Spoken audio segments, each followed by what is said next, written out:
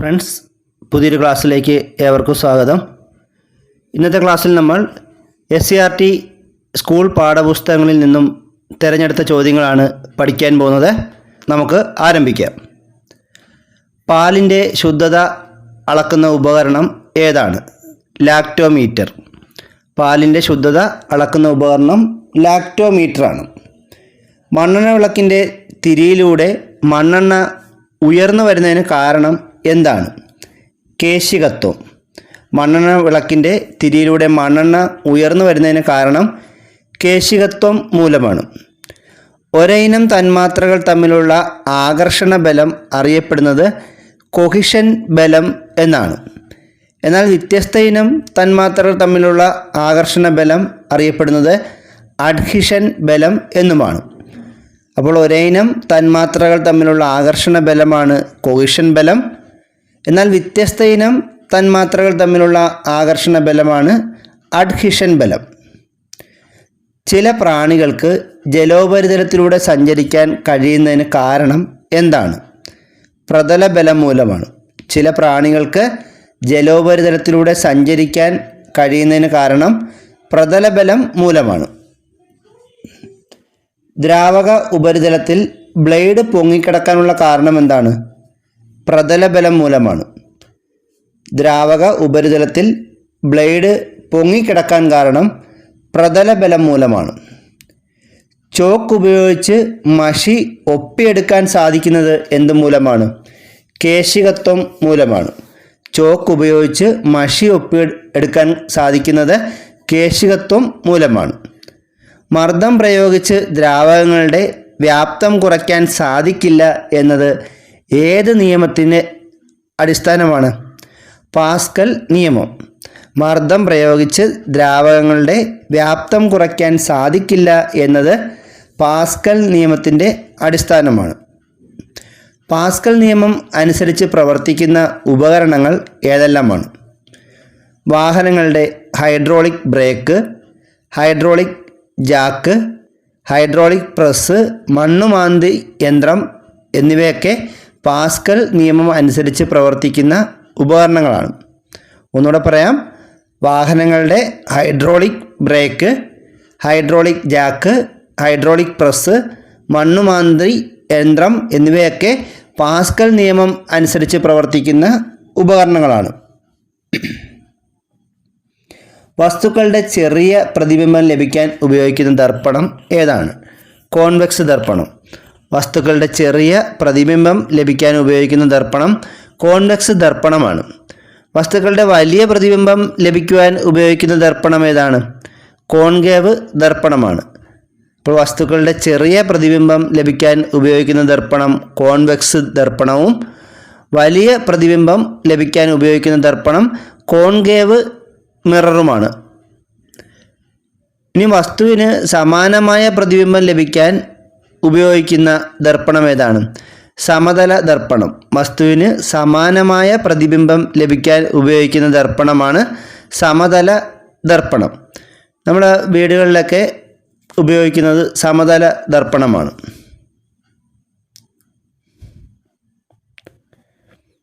വൈദ്യുതിയെ കടത്തിവിടുന്ന വസ്തുക്കൾ അറിയപ്പെടുന്നത് ചാലകങ്ങൾ എന്ന പേരിലാണ്. വൈദ്യുതിയെ കടത്തിവിടുന്ന വസ്തുക്കൾ അറിയപ്പെടുന്ന പേരെന്താണ്? ചാലകങ്ങൾ എന്നാണ്. വൈദ്യുതിയെ കടത്തിവിടാത്ത വസ്തുക്കൾ അറിയപ്പെടുന്ന പേരെന്താണ്? ഇൻസുലേറ്റർ എന്നുമാണ്. ഇപ്പോൾ ചാലകങ്ങളുടെ ഉദാഹരണം നമുക്കറിയാം. വെള്ളി, അതുപോലെ അലുമിനിയം, ഇതൊക്കെ ഇരുമ്പ്, ഇതെല്ലാം ഈ ചാലകങ്ങൾക്ക് ഉദാഹരണമാണ്. അതുപോലെ തന്നെ ഇൻസുലേറ്റർ, റബ്ബറൊക്കെ ഇൻസുലേറ്ററിനും ഉദാഹരണമാണ്. വൈദ്യുതിയെ കടത്തിവിടാത്തതാണ് റബ്ബർ, പ്ലാസ്റ്റിക് എന്നിവയൊക്കെ. ഇനി മഴവില്ല് ഉണ്ടാകുന്നതിനുള്ള കാരണം എന്താണ്? പ്രകീർണനമാണ്. പ്രകീർണനം എന്ന പ്രകാശത്തിൻ്റെ പ്രതിഭാസം മൂലമാണ് മഴവില്ലുണ്ടാകുന്നത്. മഴവില്ലുണ്ടാകുന്നതിന് കാരണം പ്രകീർണനമാണ്. പ്രകാശം അതിൻ്റെ ഘടകവർണ്ണങ്ങളായി മാറുന്ന പ്രതിഭാസം അറിയപ്പെടുന്ന പേരെന്താണ്? പ്രകീർണനം. പ്രകാശം അതിൻ്റെ ഘടകവർണ്ണങ്ങളായി മാറുന്ന പ്രതിഭാസമാണ് പ്രകീർണനം. കൃത്രിമ കാന്തം നിർമ്മിക്കാൻ ഉപയോഗിക്കുന്ന ലോഹസങ്കരം ഏതാണ്? അൽനിക്കോ. കൃത്രിമ കാന്തം നിർമ്മിക്കാൻ ഉപയോഗിക്കുന്ന ലോഹസങ്കരമാണ് അൽനിക്കോ. സ്വതന്ത്രമായി ചലിക്കുന്ന ബാർ കാന്തം എപ്പോഴും ഏത് ദിശയിലാണ് നിൽക്കുന്നത്? തെക്ക് വടക്ക് ദിശയിൽ. സ്വതന്ത്രമായി ചലിക്കുന്ന ബാർ കാന്തം എപ്പോഴും ഏത് ദിശയിലാണ് നിൽക്കുന്നത്? തെക്ക് വടക്ക് ദിശയിലായിരിക്കും നിൽക്കുന്നത്. കാന്തത്തിൻ്റെ സജാതീയ ധ്രുവങ്ങൾ വികർഷിക്കുന്നു, അതുപോലെ കാന്തത്തിൻ്റെ വിജാതീയ ധ്രുവങ്ങൾ ആകർഷിക്കുകയും ചെയ്യുന്നു. ഒരു കാന്തത്തിൻ്റെ സജാതീയ ധ്രുവങ്ങൾ വികർഷിക്കുന്നു, അതുപോലെ കാന്തത്തിൻ്റെ വിജാതീയ ധ്രുവങ്ങൾ എപ്പോഴും ആകർഷിക്കുകയും ചെയ്യുന്നു. ആകർഷിക്കുന്നത്, ഒരുമിച്ച് മുട്ടുന്നത് വിജാതീയ ധ്രുവങ്ങളാണ്. ചക്രങ്ങളില്ലാതെ തന്നെ പാളത്തിന് മുകളിലൂടെ പാഞ്ഞു പോകുന്ന ട്രെയിനുകളാണ് മാഗ്ലെവ് ട്രെയിനുകൾ. ഇതിൻ്റെ പൂർണ്ണമായൊരു പേര് അല്ലെങ്കിൽ മറ്റൊരു പേര് മാഗ്നറ്റിക് ലെവിറ്റേഷൻ ട്രെയിനുകൾ എന്നാണ്. ചക്രങ്ങളില്ലാതെ തന്നെ പാളത്തിന് മുകളിലൂടെ പാഞ്ഞു പോകുന്ന ഒരു തരം ട്രെയിനാണ് മാഗ്ലെവ് ട്രെയിന് അല്ലെങ്കിൽ മാഗ്നറ്റിക് ലെവിറ്റേഷൻ ട്രെയിനുകൾ. ഒപ്റ്റിക്കൽ ഫൈബർ നിർമ്മിച്ചതിന് ശേഷം ആദ്യമായി പ്രയോജനപ്പെടുത്തിയത് മെഡിക്കൽ രംഗത്ത് ഒരു ഉപകരണം നിർമ്മിക്കാൻ വേണ്ടിയാണ്. എന്തിൻ്റെ ഉപകരണമാണ്? എൻഡോസ്കോപ്പ്. ഒപ്റ്റിക്കൽ ഫൈബർ നിർമ്മിച്ചതിന് ശേഷം അത് ആദ്യമായി പ്രയോജനപ്പെടുത്തിയത് എൻഡോസ്കോപ്പ് എന്ന മെഡിക്കൽ രംഗത്തെ ഉപകരണം നിർമ്മിക്കാനാണ്. ഒപ്റ്റിക്കൽ ഫൈബർ കേബിളിൻ്റെ പ്രവർത്തന തത്വം എന്താണ്? പൂർണ്ണാന്തര പ്രതിഫലനം. ഒപ്റ്റിക്കൽ ഫൈബർ കേബിളിൻ്റെ പ്രവർത്തന തത്വം പൂർണ്ണാന്തര പ്രതിപതനമാണ്. ഒപ്റ്റിക്കൽ ഫൈബർ കേബിളിൻ്റെ ഉപയോഗങ്ങൾ എന്തൊക്കെയാണ്?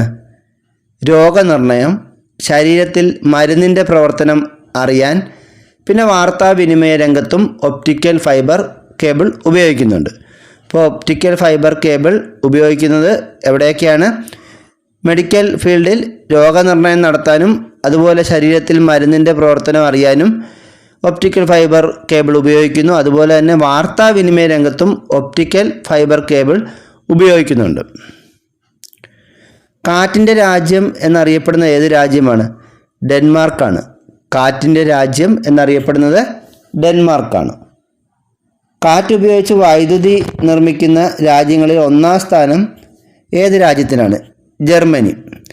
കാറ്റുപയോഗിച്ച് വൈദ്യുതി നിർമ്മിക്കുന്ന രാജ്യങ്ങളിൽ ഒന്നാം സ്ഥാനം ജർമ്മനിയാണ്. കാറ്റുപയോഗിച്ച് വൈദ്യുതി നിർമ്മിക്കുന്ന രാജ്യങ്ങളിൽ ഇന്ത്യയുടെ സ്ഥാനം എത്രയാണ്? 5ആണ്. കാറ്റുപയോഗിച്ച് വൈദ്യുതി ഉൽപ്പാദിപ്പിക്കുന്ന രാജ്യങ്ങളിൽ ഇന്ത്യയുടെ സ്ഥാനം 5ാമതാണ്. സൗരോർജം ഉപയോഗിച്ച് വൈദ്യുതി ഉൽപ്പാദിപ്പിക്കുന്ന പവർ പ്ലാന്റിൽ ഉപയോഗിക്കുന്ന റിഫ്ലക്ടർ ഏതാണ്? Concave reflector. സൗരോർജം ഉപയോഗിച്ച് വൈദ്യുതി ഉൽപ്പാദിപ്പിക്കുന്ന പവർ പ്ലാന്റിൽ ഉപയോഗിക്കുന്ന റിഫ്ലക്ടറാണ് കോൺകേവ് റിഫ്ലക്ടർ.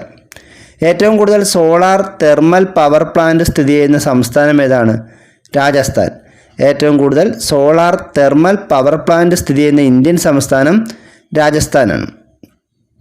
കേരളത്തിൽ കാറ്റിൽ നിന്ന് വൈദ്യുതി ഉൽപ്പാദിപ്പിക്കുന്ന സ്ഥലങ്ങൾ ഏതൊക്കെയാണ്? കഞ്ചിക്കോടും രാമക്കൽമേടും. കേരളത്തിൽ കാറ്റിൽ നിന്നും വൈദ്യുതി ഉൽപ്പാദിപ്പിക്കുന്ന പ്രധാനപ്പെട്ട 2 സ്ഥലങ്ങൾ കഞ്ചിക്കോടും രാമക്കൽമേടുമാണ്. ഇതിൽ കഞ്ചിക്കോട് ഏത് ജില്ലയിലാണ്? പാലക്കാടും. രാമക്കൽമേട് ഇടുക്കി ജില്ലയിലുമാണ്. ന്യൂക്ലിയർ റിയാക്ടറിൽ ഇന്ധനമായി ഉപയോഗിക്കുന്നത് എന്താണ്? സമ്പുഷ്ട യുറേനിയം. ന്യൂക്ലിയർ റിയാക്ടറിൽ ഇന്ധനമായി ഉപയോഗിക്കുന്നത് സമ്പുഷ്ട യുറേനിയമാണ്. ആണവ ദുരന്ത സാധ്യതയുള്ള സ്ഥലങ്ങളിലെ ആളുകൾക്ക് കഴിക്കാൻ നൽകുന്ന ഗുളിക ഏതാണ്? Potassium cyanide. ആണവ ദുരന്ത സാധ്യതയുള്ള സ്ഥലങ്ങളിലെ ആളുകൾക്ക് കഴിക്കാൻ നൽകുന്ന ഗുളിക പൊട്ടാസ്യം അയഡൈഡ് ഗുളികളാണ്. അതുപോലെ ആണവ ദുരന്ത സാധ്യതയുള്ള മേഖലകളിലെ ജനങ്ങളുടെ ആഹാര പദാർത്ഥത്തിൽ അടങ്ങിയിരിക്കേണ്ട പ്രധാന ഘടകം എന്താണ്? അയഡിനാണ്. ആണവ ദുരന്ത സാധ്യതയുള്ള മേഖലകളിലെ ജനങ്ങളുടെ ആഹാര പദാർത്ഥത്തിൽ അടങ്ങിയിരിക്കേണ്ട പ്രധാന ഘടകം അയഡിനാണ്. ഇന്ത്യയിലെ പ്രധാന ന്യൂക്ലിയർ പവർ സ്റ്റേഷനുകൾ ഏതെല്ലാമാണ്? താരാപൂർ, കൽപ്പാക്കം, കോട്ട, കൂടംകുളം എന്നിവയൊക്കെയാണ് ഇന്ത്യയിലെ പ്രധാന ന്യൂക്ലിയർ പവർ സ്റ്റേഷനുകൾ. അപ്പോൾ ഇന്ത്യയിലെ പ്രധാന ന്യൂക്ലിയർ പവർ സ്റ്റേഷനുകൾ ഏതൊക്കെയാണ്? താരാപൂർ, കൽപ്പാക്കം, കോട്ട, കൂടംകുളം എന്നിവയാണ്. ഗ്രാമീണ മേഖലയിലുള്ള 18 വയസ്സ് പൂർത്തിയായവർക്ക് 100 ദിവസത്തെ തൊഴിൽ ഉറപ്പാക്കുന്ന പദ്ധതിയാണ് മഹാത്മാഗാന്ധി ഗ്രാമീണ തൊഴിലുറപ്പ് പദ്ധതി. ഗ്രാമീണ മേഖലയിലുള്ള 18 വയസ്സ് പൂർത്തിയായവർക്ക് വർഷത്തിൽ 100 ദിവസത്തെ തൊഴിൽ ഉറപ്പാക്കുന്ന കേന്ദ്ര സർക്കാരിൻ്റെ ഒരു പദ്ധതിയാണ് മഹാത്മാഗാന്ധി ഗ്രാമീണ തൊഴിലുറപ്പ് പദ്ധതി. സ്വന്തമായി വരുമാനമില്ലാത്ത 65 വയസ്സിന് മേൽ പ്രായമുള്ളവർക്ക് മാസം 10 കിലോ അരി സൗജന്യമായി നൽകുന്ന പദ്ധതി ഏതാണ്? അന്നപൂർണ. സ്വന്തമായി വരുമാനമില്ലാത്ത 65 വയസ്സിന് മേൽ പ്രായമുള്ളവർക്ക് മാസം 10 കിലോ അരി സൗജന്യമായി നൽകുന്ന പദ്ധതിയാണ് അന്നപൂർണ.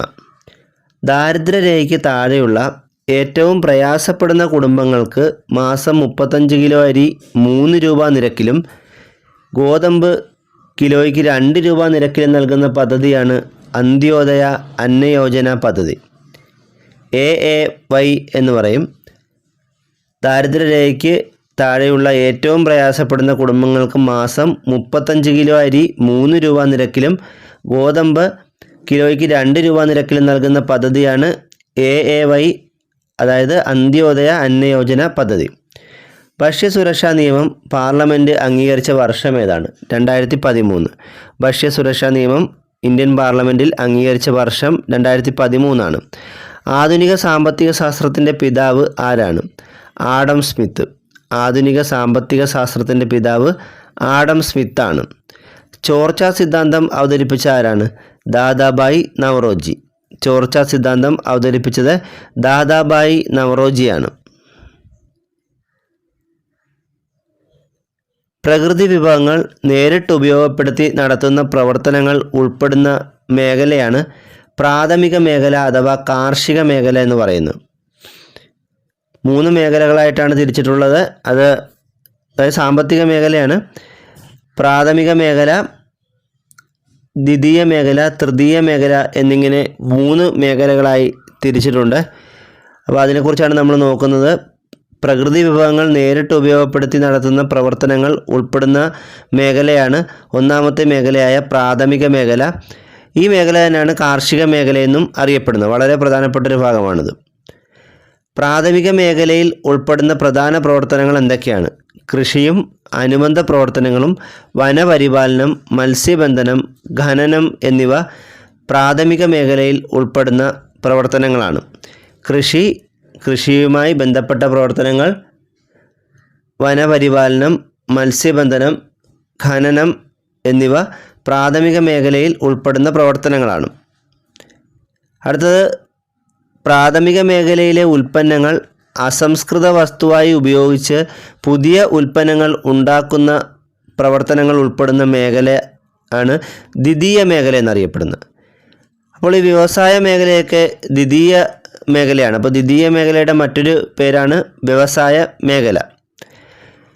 ദ്വിതീയ മേഖലയിൽ ഉൾപ്പെടുന്ന പ്രധാന പ്രവർത്തനങ്ങൾ ഏതൊക്കെയാണ്?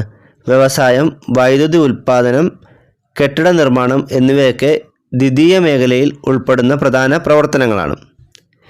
പ്രാഥമിക ദ്വിതീയ മേഖലകളിലെ ഉൽപ്പന്നങ്ങൾ സംഭരിക്കുന്നതും വിതരണം ചെയ്യുന്നതുമായ പ്രവർത്തനങ്ങൾ ഉൾപ്പെടുന്ന മേഖലയാണ് തൃതീയ മേഖല. ഈ തൃതീയ മേഖലയുടെ മറ്റൊരു പേരാണ് സേവന മേഖല. പ്രാഥമിക ദ്വിതീയ മേഖലകളിലെ ഉൽപ്പന്നങ്ങൾ സംഭരിക്കുന്നതും വിതരണം ചെയ്യുന്നതുമായ പ്രവർത്തനങ്ങൾ ഉൾപ്പെടുന്ന മേഖലയാണ് തൃതീയ മേഖല അഥവാ സേവന മേഖല. തൃതീയ മേഖലയിൽ ഉൾപ്പെടുന്ന പ്രധാന പ്രവർത്തനങ്ങൾ എന്തൊക്കെയാണ്? വ്യാപാരം, ഗതാഗതം, ഹോട്ടൽ, വാർത്താവിനിമയം, സംഭരണം, banking, insurance, business, real estate, സാമൂഹ്യ സേവന പ്രവർത്തനങ്ങൾ, വിദ്യാഭ്യാസം, IT എന്നിവ തൃതീയ മേഖലയിൽ ഉൾപ്പെടുന്ന പ്രധാന പ്രവർത്തനങ്ങളാണ്. അപ്പോൾ സാമ്പത്തിക മേഖലയെ 3ആയി തിരിച്ചിരിക്കുന്നു: പ്രാഥമിക മേഖലയെന്നും ദ്വിതീയ മേഖലയെന്നും തൃതീയ മേഖലയെന്നും. പ്രാഥമിക മേഖലയാണ് കാർഷിക മേഖല എന്നറിയപ്പെടുന്നത്. ദ്വിതീയ മേഖല വ്യവസായ മേഖലയെന്നും അറിയപ്പെടുന്നു. തൃതീയ മേഖല സേവന മേഖലയെന്നും അറിയപ്പെടുന്നു. ഇനി ഇതിലേറ്റവും പ്രധാനപ്പെട്ടത് ഈ മേഖലകളിൽ ഉൾപ്പെടുന്ന പ്രവർത്തനങ്ങളാണ്. പ്രാഥമിക മേഖലയിൽ ഉൾപ്പെടുന്ന പ്രവർത്തനങ്ങൾ കൃഷിയും അനുബന്ധ പ്രവർത്തനങ്ങളും വനപരിപാലനം, മത്സ്യബന്ധനം, ഖനനം എന്നിവയാണ്. ദ്വിതീയ മേഖല അഥവാ വ്യാവസായിക മേഖലയിൽ ഉൾപ്പെടുന്ന പ്രവർത്തനങ്ങൾ വ്യവസായം, വൈദ്യുതി ഉൽപ്പാദനം, കെട്ടിട നിർമ്മാണം എന്നിവയാണ്. തൃതീയ മേഖലയിൽ ഉൾപ്പെടുന്ന പ്രവർത്തനങ്ങൾ വ്യാപാരം, ഗതാഗതം, ഹോട്ടൽ, വാർത്താവിനിമയം, സംഭരണം, banking, insurance, business, real estate, സാമൂഹ്യ സേവന പ്രവർത്തനങ്ങൾ, വിദ്യാഭ്യാസം, IT എന്നിവയാണ്. ഗ്രഹചലന നിയമങ്ങൾ ആവിഷ്കരിച്ചത് ആരാണ്? Johannes Kepler.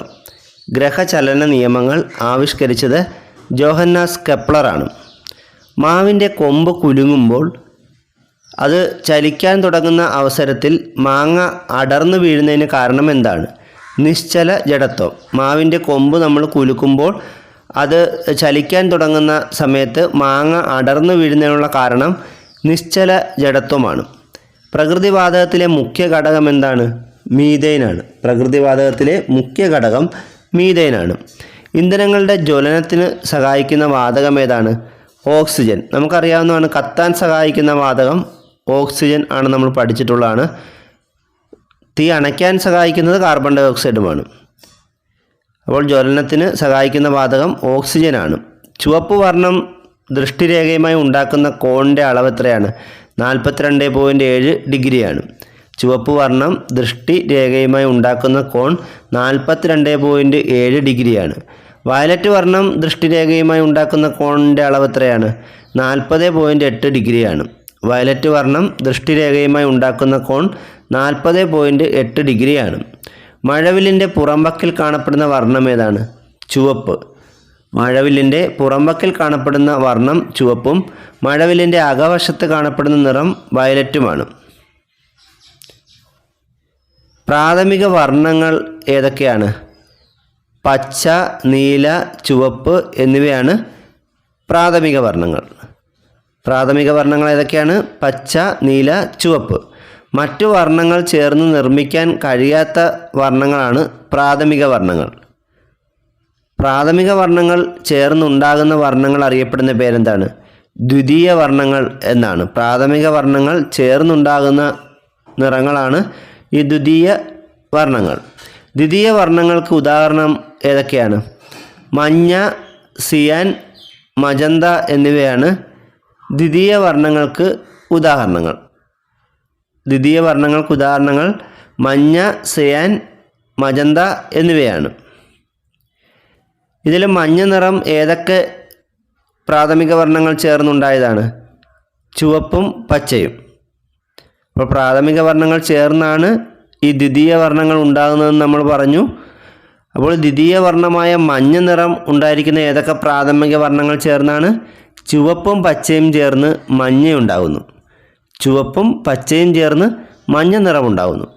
പച്ചയും നീലയും ചേർന്നാണ് സിയാൻ നിറം ഉണ്ടാകുന്നത്. പച്ചയും നീലയും ചേർന്ന് സിയാൻ. നീലയും ചുവപ്പും ചേർന്ന് ഉണ്ടാകുന്ന ദ്വിതീയ വർണ്ണമാണ് മജന്ത. നീലയും ചുവപ്പും ചേർന്നാണ് മജന്ത നിറം ഉണ്ടാകുന്നത്. 3 പ്രാഥമിക വർണ്ണങ്ങളും സംയോജിക്കുമ്പോൾ ലഭിക്കുന്ന നിറമാണ് ധവളപ്രകാശം എന്നറിയപ്പെടുന്നത്. അത് വെള്ള നിറമാണ്. 3 പ്രാഥമിക വർണ്ണങ്ങളും സംയോജിക്കുമ്പോൾ ലഭിക്കുന്ന നിറം ധവളപ്രകാശം എന്നാണ് അറിയപ്പെടുന്നത്.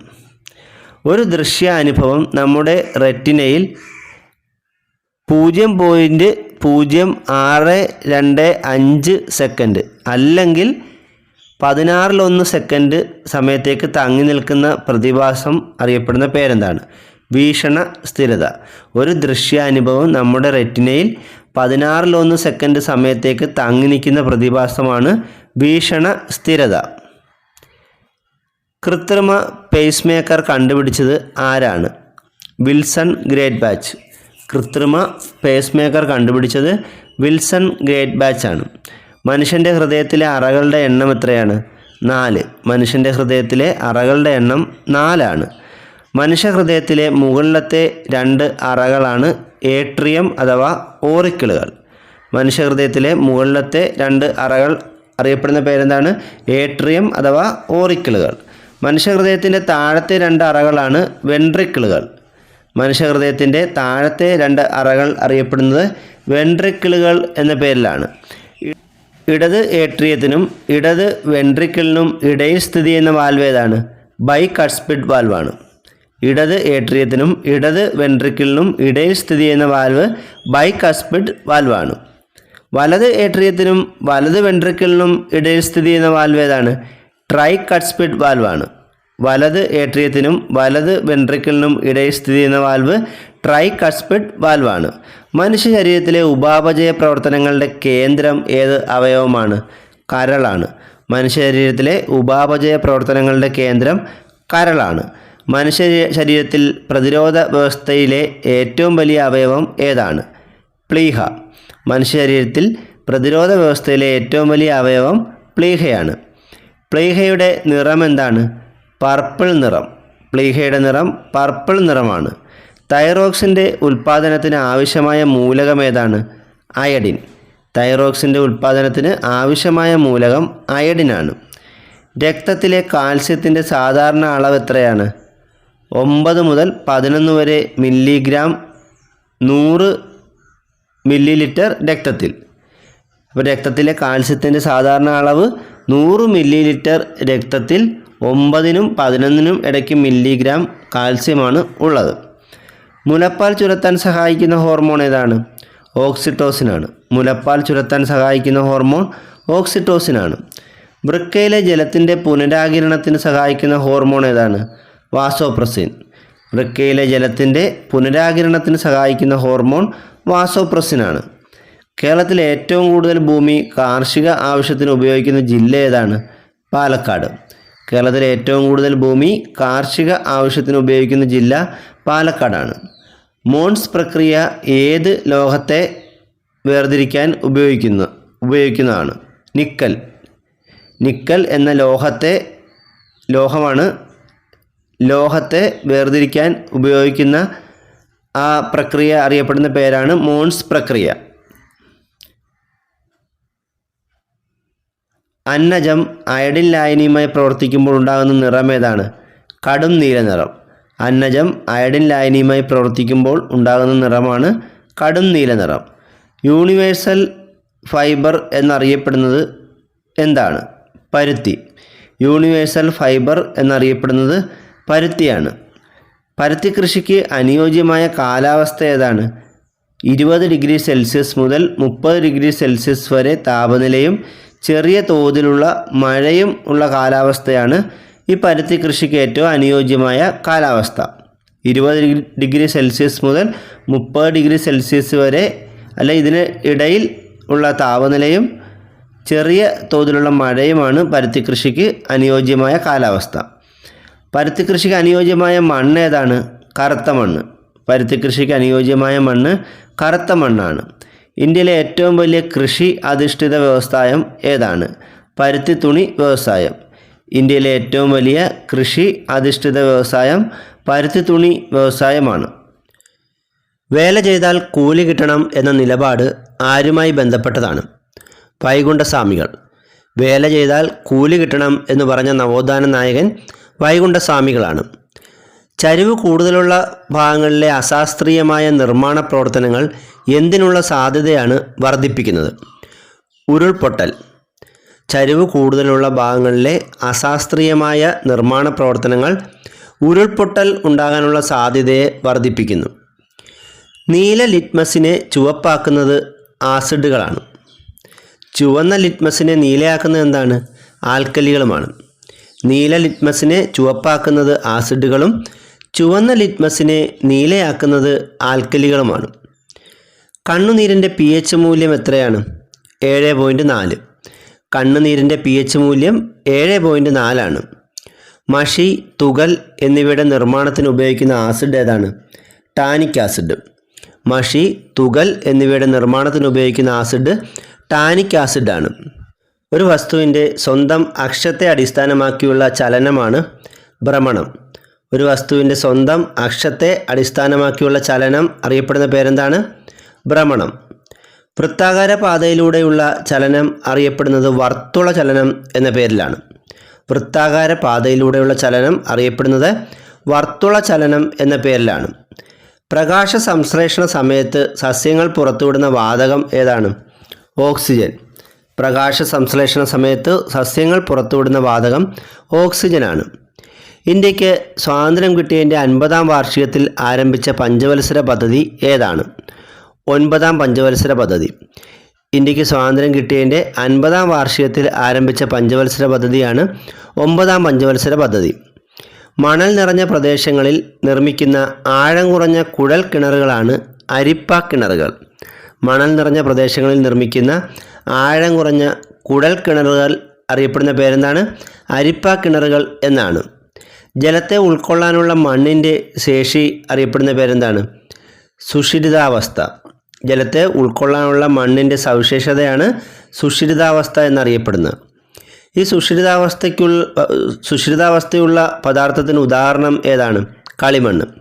സുഷിരിതാവസ്ഥയുള്ള പദാർത്ഥത്തിന് ഉദാഹരണം കളിമണ്ണാണ്. ബഹിരാകാശത്ത് നിന്ന് നോക്കുമ്പോൾ ഭൂമി ഒരു നീലഗോളമായി കാണുന്നതിന് കാരണമെന്താണ്?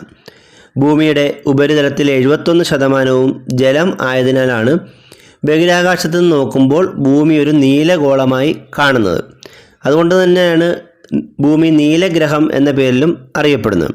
അപ്പോൾ ഭൂമിയിൽ കൂടുതലായി ജലമാണുള്ളത്. ഭൂമിയുടെ ഉപരിതലത്തിൽ 71% ജലമാണ്. ജീവൻ ആദ്യമായി ഉണ്ടായത് എവിടെയാണെന്നാണ് കരുതപ്പെടുന്നത്? ജലത്തിൽ. ജീവൻ ആദ്യമായി ഉണ്ടായത് ജലത്തിലാണെന്നാണ് കരുതപ്പെടുന്നത്. തണ്ണീർത്തടങ്ങൾ എന്ന വിഭാഗത്തിൽപ്പെടുന്നവ ഏതെല്ലാമാണ്? വയലുകൾ, കുളങ്ങൾ, ചതുപ്പ് നിലങ്ങൾ. തണ്ണീർത്തടങ്ങൾ എന്ന വിഭാഗത്തിൽപ്പെടുന്നവ വയലുകൾ, കുളങ്ങൾ, ചതുപ്പ് നിലങ്ങൾ എന്നിവയാണ്. കോശ സിദ്ധാന്തം ആവിഷ്കരിച്ചത് ആരെല്ലാമാണ്? MJ Schleiden, Theodore Shaan. കോശ സിദ്ധാന്തം ആവിഷ്കരിച്ചത് ആരെല്ലാമാണ്? MJ സ്ലീഡനും തിയോഡർ ഷാനും ചേർന്നാണ്. സസ്യശരീരം കോശങ്ങളാൽ നിർമ്മിതമാണെന്ന് കണ്ടെത്തിയത് ആരാണ്? MJ Schleiden. സസ്യശരീരം കോശങ്ങളാൽ നിർമ്മിതമാണെന്ന് കണ്ടെത്തിയത് MJ സ്ലീഡനാണ്. ഏത് വർഷമാണ് അദ്ദേഹം ഇത് കണ്ടെത്തിയത്? 1838 ജന്തുശരീരം കോശങ്ങളാൽ നിർമ്മിതമാണെന്ന് ആദ്യമായി കണ്ടെത്തിയത് ആരാണ്? തിയോഡർ ഷാനാണ്. ജന്തുശരീരം കോശങ്ങളാൽ നിർമ്മിതമാണെന്ന് കണ്ടെത്തിയത് തിയോഡർ ഷാനാണ്. ഏത് വർഷമാണ് കണ്ടെത്തിയത്? 1839. കോശകേന്ദ്രം കണ്ടെത്തിയതും അതിനെ ന്യൂക്ലിയസ് എന്ന് വിളിച്ചതും ആരാണ്? Robert brown. 1831 കോശകേന്ദ്രം കണ്ടെത്തിയതും അതിനെ ന്യൂക്ലിയസ് എന്ന് വിളിച്ചതും റോബർട്ട് ബ്രൗൺ ആണ്. ഇൻ്റർനാഷണൽ സിസ്റ്റം ഓഫ് യൂണിറ്റ്സിൻ്റെ ചുരുക്കെഴുത്ത് എന്താണ്? SI units. International system of യൂണിറ്റ്സിൻ്റെ ചുരുക്കെഴുത്താണ് SI യൂണിറ്റ്സ്. സാധാരണ കടൽ ജലത്തിൽ അടങ്ങിയിരിക്കുന്ന ഉപ്പിൻ്റെ അളവ് എത്രയാണ്? 1 ലിറ്റർ കടൽ ജലത്തിൽ 35 ഗ്രാം ഉപ്പാണ് ഉള്ളത്. 1 ലിറ്റർ കടൽ ജലത്തിലെ ഉപ്പിൻ്റെ അളവ് 35 ഗ്രാമാണ്. മൊബൈൽ ബാറ്ററിയിൽ നിന്നും ലഭിക്കുന്ന കറണ്ട് ഏതാണ്? DC, direct current. മൊബൈൽ ബാറ്ററിയിൽ നിന്നും ലഭിക്കുന്ന കറണ്ട് DC ആണ്. കേരളത്തിൽ സമുദ്രനിരപ്പിൽ നിന്നും 75 മീറ്ററിൽ കൂടുതൽ ഉയരത്തിലുള്ള പ്രദേശങ്ങൾ അറിയപ്പെടുന്ന പേരെന്താണ്? മലനാട്. കേരളത്തിൽ സമുദ്രനിരപ്പിൽ നിന്നും 75 മീറ്ററിൽ കൂടുതൽ ഉയരത്തിലുള്ള പ്രദേശങ്ങൾ അറിയപ്പെടുന്നത് മലനാട് എന്ന പേരിലാണ്. കേരളത്തിലെ ഭൂപ്രകൃതിയെ 3ആയി തിരിച്ചിട്ടുണ്ട്. മലനാട്, ഇടനാട്, തീരപ്രദേശം. അതിൽ ഏറ്റവും കൂടുതൽ വരുന്നത് മലനാടാണ്. അതാണ് ഈ 75 മീറ്ററിൽ കൂടുതൽ ഉയരത്തിലുള്ള പ്രദേശങ്ങൾ. സമൂഹത്തിലെ സംഭവങ്ങൾ ജനങ്ങളിലേക്ക് എത്തിക്കുവാൻ സഹായിക്കുന്ന പ്രധാന ഉപാധി എന്താണ്? മാധ്യമങ്ങൾ. സമൂഹത്തിലെ സംഭവങ്ങൾ ജനങ്ങളിലേക്ക് എത്തിക്കുന്നത് മാധ്യമങ്ങളിലൂടെയാണ്. മാധ്യമങ്ങൾ പത്രം, റേഡിയോ, TV എല്ലാം മാധ്യമങ്ങളിൽ ഉൾപ്പെടും. ഗ്രാമപഞ്ചായത്തുകളിൽ വാർഡ് തലത്തിലുള്ള വികസന പ്രവർത്തനങ്ങൾ തീരുമാനിക്കാനുള്ള വേദി ഏതാണ്? ഗ്രാമസഭ. ഗ്രാമപഞ്ചായത്തുകളിൽ വാർഡ് തലത്തിലുള്ള വികസന പ്രവർത്തനങ്ങൾ തീരുമാനിക്കാനുള്ള വേദി ഗ്രാമസഭകളാണ്. ഇതുപോലെ നഗരസഭകളിലാണെങ്കിൽ ഇതിന് തത്തുല്യമായി ഗ്രാമസഭയ്ക്ക് പകരം വാർഡ് സഭകളാണുള്ളത്. ജനാധിപത്യ ഭരണം ജനങ്ങളുടെ ആഗ്രഹങ്ങൾക്ക് അനുസൃതമായിരിക്കണം എന്നത് ആരുടെ വാക്കുകളാണ്? ഗാന്ധിജിയുടെ. ജനാധിപത്യ ഭരണം എന്നത് ജനങ്ങളുടെ ആഗ്രഹങ്ങൾക്ക് അനുസൃതമായിരിക്കണം എന്ന് പറഞ്ഞത് ഗാന്ധിജിയാണ്. ഇന്ത്യയിലെ കേന്ദ്രഭരണ പ്രദേശങ്ങളുടെ എണ്ണം എത്രയാണ്? 8. ഇന്ത്യയിൽ 8 കേന്ദ്രഭരണ പ്രദേശങ്ങളാണ് ഉള്ളത്. തെലങ്കാന സംസ്ഥാനം രൂപം കൊണ്ടതെന്നാണ്? 2014 ജൂണിൽ. തെലങ്കാന സംസ്ഥാനം രൂപമെടുത്തത് 2014 ജൂണിലാണ്. സൈലൻറ്റ് വാലി സ്ഥിതി ചെയ്യുന്നത് പാലക്കാട് ജില്ലയിൽ ഏത് താലൂക്കിലാണ്? മണ്ണാർക്കാട് താലൂക്കിൽ. സൈലൻറ്റ് വാലി സ്ഥിതി ചെയ്യുന്നത് പാലക്കാട് ജില്ലയിൽ മണ്ണാർക്കാട് താലൂക്കിലാണ്. പൊങ്കൽ ഏത് സംസ്ഥാനത്തിൻ്റെ പ്രധാന ആഘോഷമാണ്? തമിഴ്നാട്. പൊങ്കൽ തമിഴ്നാട്ടിലെ പ്രധാനപ്പെട്ടൊരു ആഘോഷമാണ്.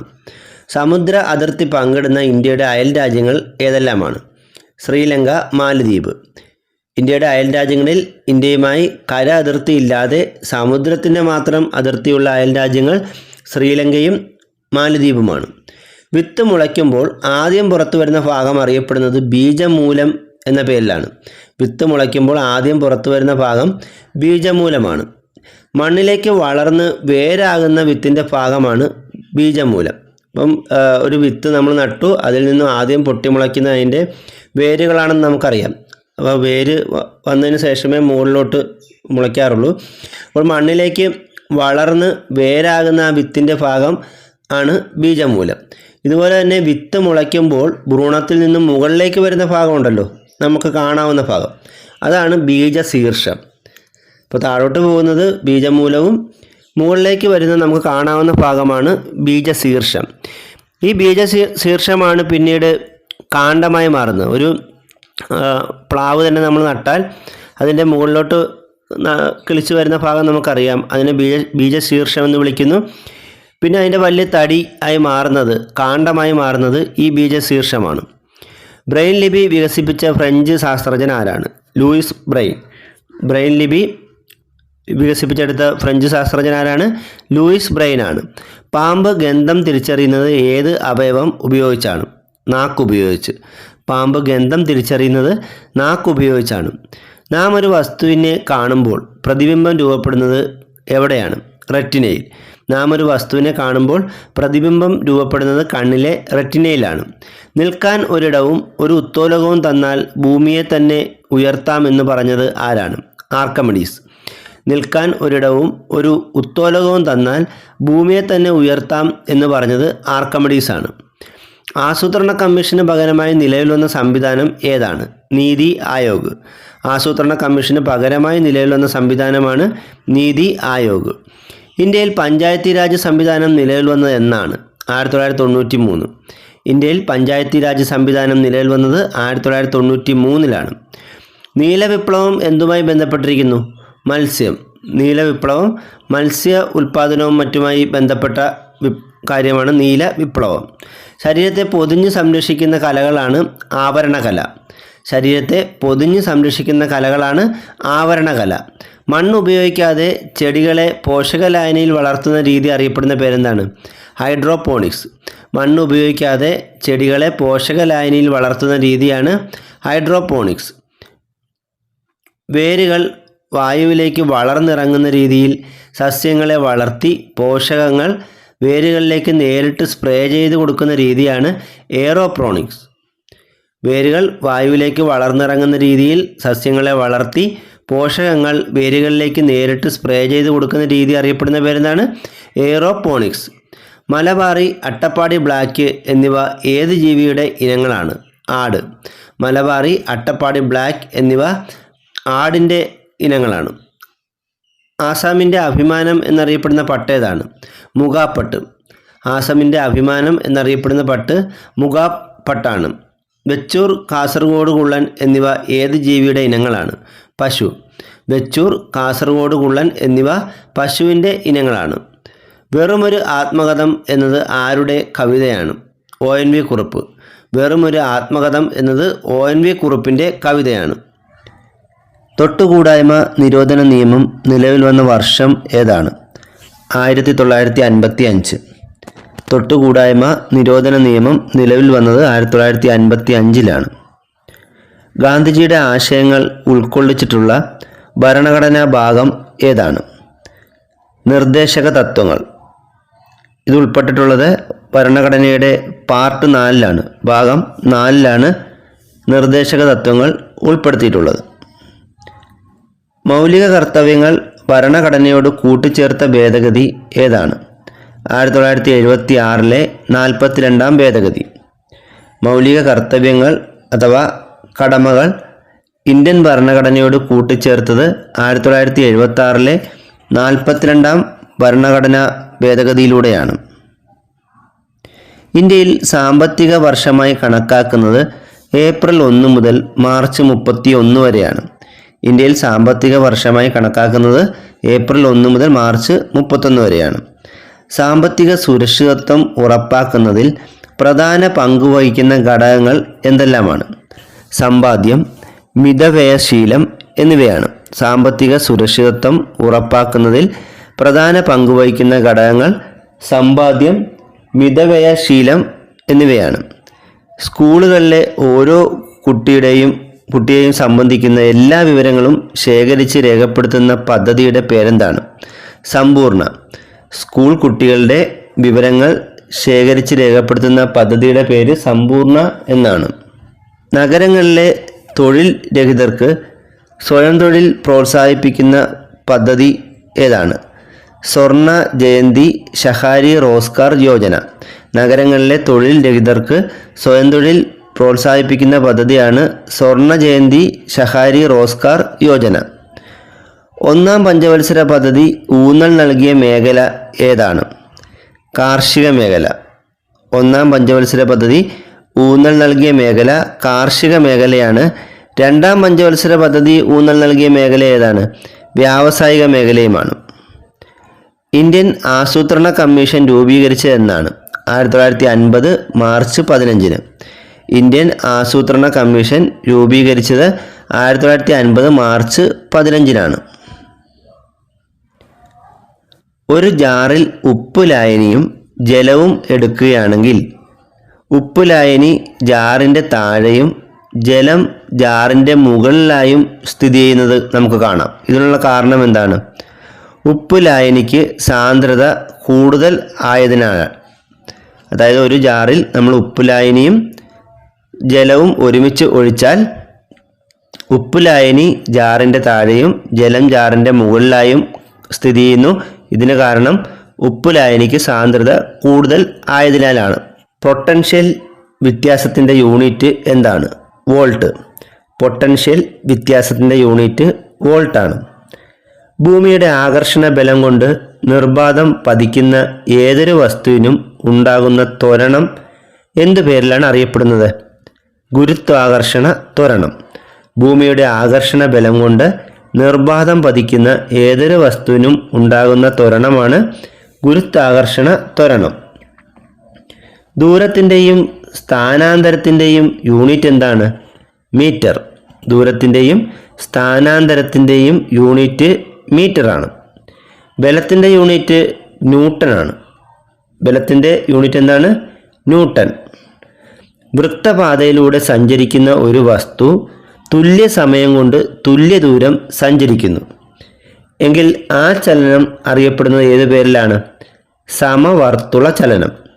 വൃത്തപാതയിലൂടെ സഞ്ചരിക്കുന്ന ഒരു വസ്തു തുല്യ സമയം കൊണ്ട് തുല്യ ദൂരം സഞ്ചരിക്കുകയാണെങ്കിൽ ആ ചലനം അറിയപ്പെടുന്നത് സമവർത്തുള ചലനം എന്ന പേരിലാണ്. ബലത്തെയും ജഡത്വത്തെയും നിർവചിക്കുന്ന ന്യൂട്ടൻ്റെ ചലന നിയമം ഏതാണ്? ഒന്നാം ചലന നിയമം. ബലത്തെയും ജഡത്വത്തെയും കുറിച്ച് നിർവചനം നൽകുന്ന ന്യൂട്ടൻ്റെ ചലന നിയമം ഒന്നാം ചലന നിയമമാണ്. ഒരു വസ്തുവിൻ്റെ വൃത്തപാതയിലൂടെയുള്ള ചലനം അറിയപ്പെടുന്ന പേരെന്താണ്? വർത്തുള ചലനം. ഒരു വസ്തുവിൻ്റെ വൃത്തപാതയിലൂടെയുള്ള ചലനമാണ് വർത്തുള ചലനം. ഗുരുത്വാകർഷണ ബലത്തെ സ്വാധീനിക്കുന്ന ഘടകങ്ങൾ എന്തൊക്കെയാണ്? വസ്തുവിൻ്റെ മാസ്, വസ്തുക്കൾ തമ്മിലുള്ള അകലം. ഗുരുത്വാകർഷണ ബലത്തെ സ്വാധീനിക്കുന്ന ഘടകങ്ങൾ വസ്തുവിൻ്റെ മാസും വസ്തുക്കൾ തമ്മിലുള്ള അകലവുമാണ്. ചുവരുകളിൽ മഴക്കാലത്ത് വെള്ളം പടർന്ന് ഇരിക്കുന്നതിൻ്റെ കാരണം എന്താണ്? കേശികത്വം മൂലമാണ്. ചുവരുകളിൽ മഴക്കാലത്ത് വെള്ളം പടരുന്നതിന് കാരണം കേശികത്വം മൂലമാണ്. ഒന്നിലധികം മേഖലകളെ പരസ്പരം ബന്ധിപ്പിച്ചുകൊണ്ടുള്ള കൃഷിരീതി അറിയപ്പെടുന്ന പേരെന്താണ്? സംയോജിത കൃഷിരീതി. ഒന്നിലധികം മേഖലകളെ പരസ്പരം ബന്ധിപ്പിച്ചുള്ള കൃഷിരീതിയാണ് സംയോജിത കൃഷി. സംയോജിത കൃഷിരീതിക്ക് ഉദാഹരണങ്ങൾ ഏതൊക്കെയാണ്?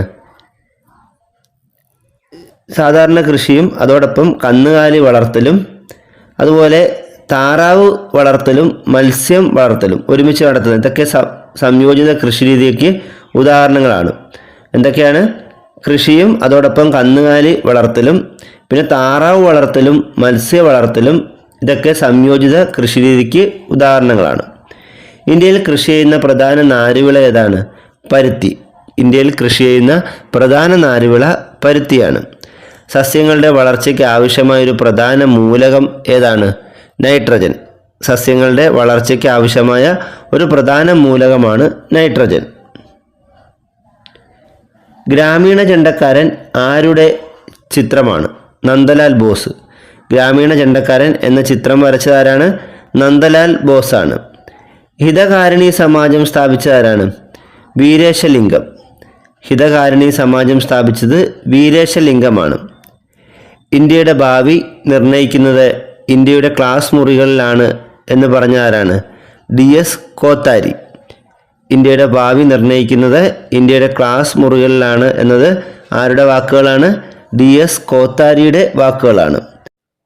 300 കെൽവിൻ താപനിലയിൽ സ്ഥിതി ചെയ്യുന്ന 1 കിലോഗ്രാം ജലത്തിനും 1 കിലോ വെളിച്ചെണ്ണയ്ക്കും 4200 ജൂൾ താപോർജ്ജം നൽകിയാൽ ഇവയുടെ പുതിയ താപനില എത്ര വീതമായിരിക്കും?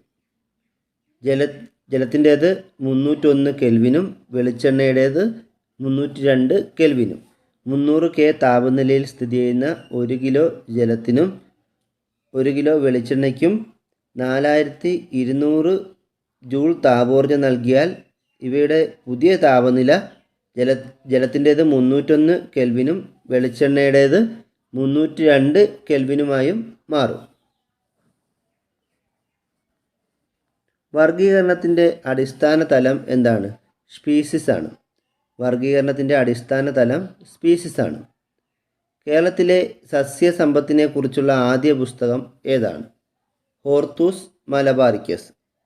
കേരളത്തിലെ സസ്യസമ്പത്തിനെ കുറിച്ചുള്ള ആദ്യ പുസ്തകമാണ് ഹോർത്തൂസ് മലബാറിക്കസ്.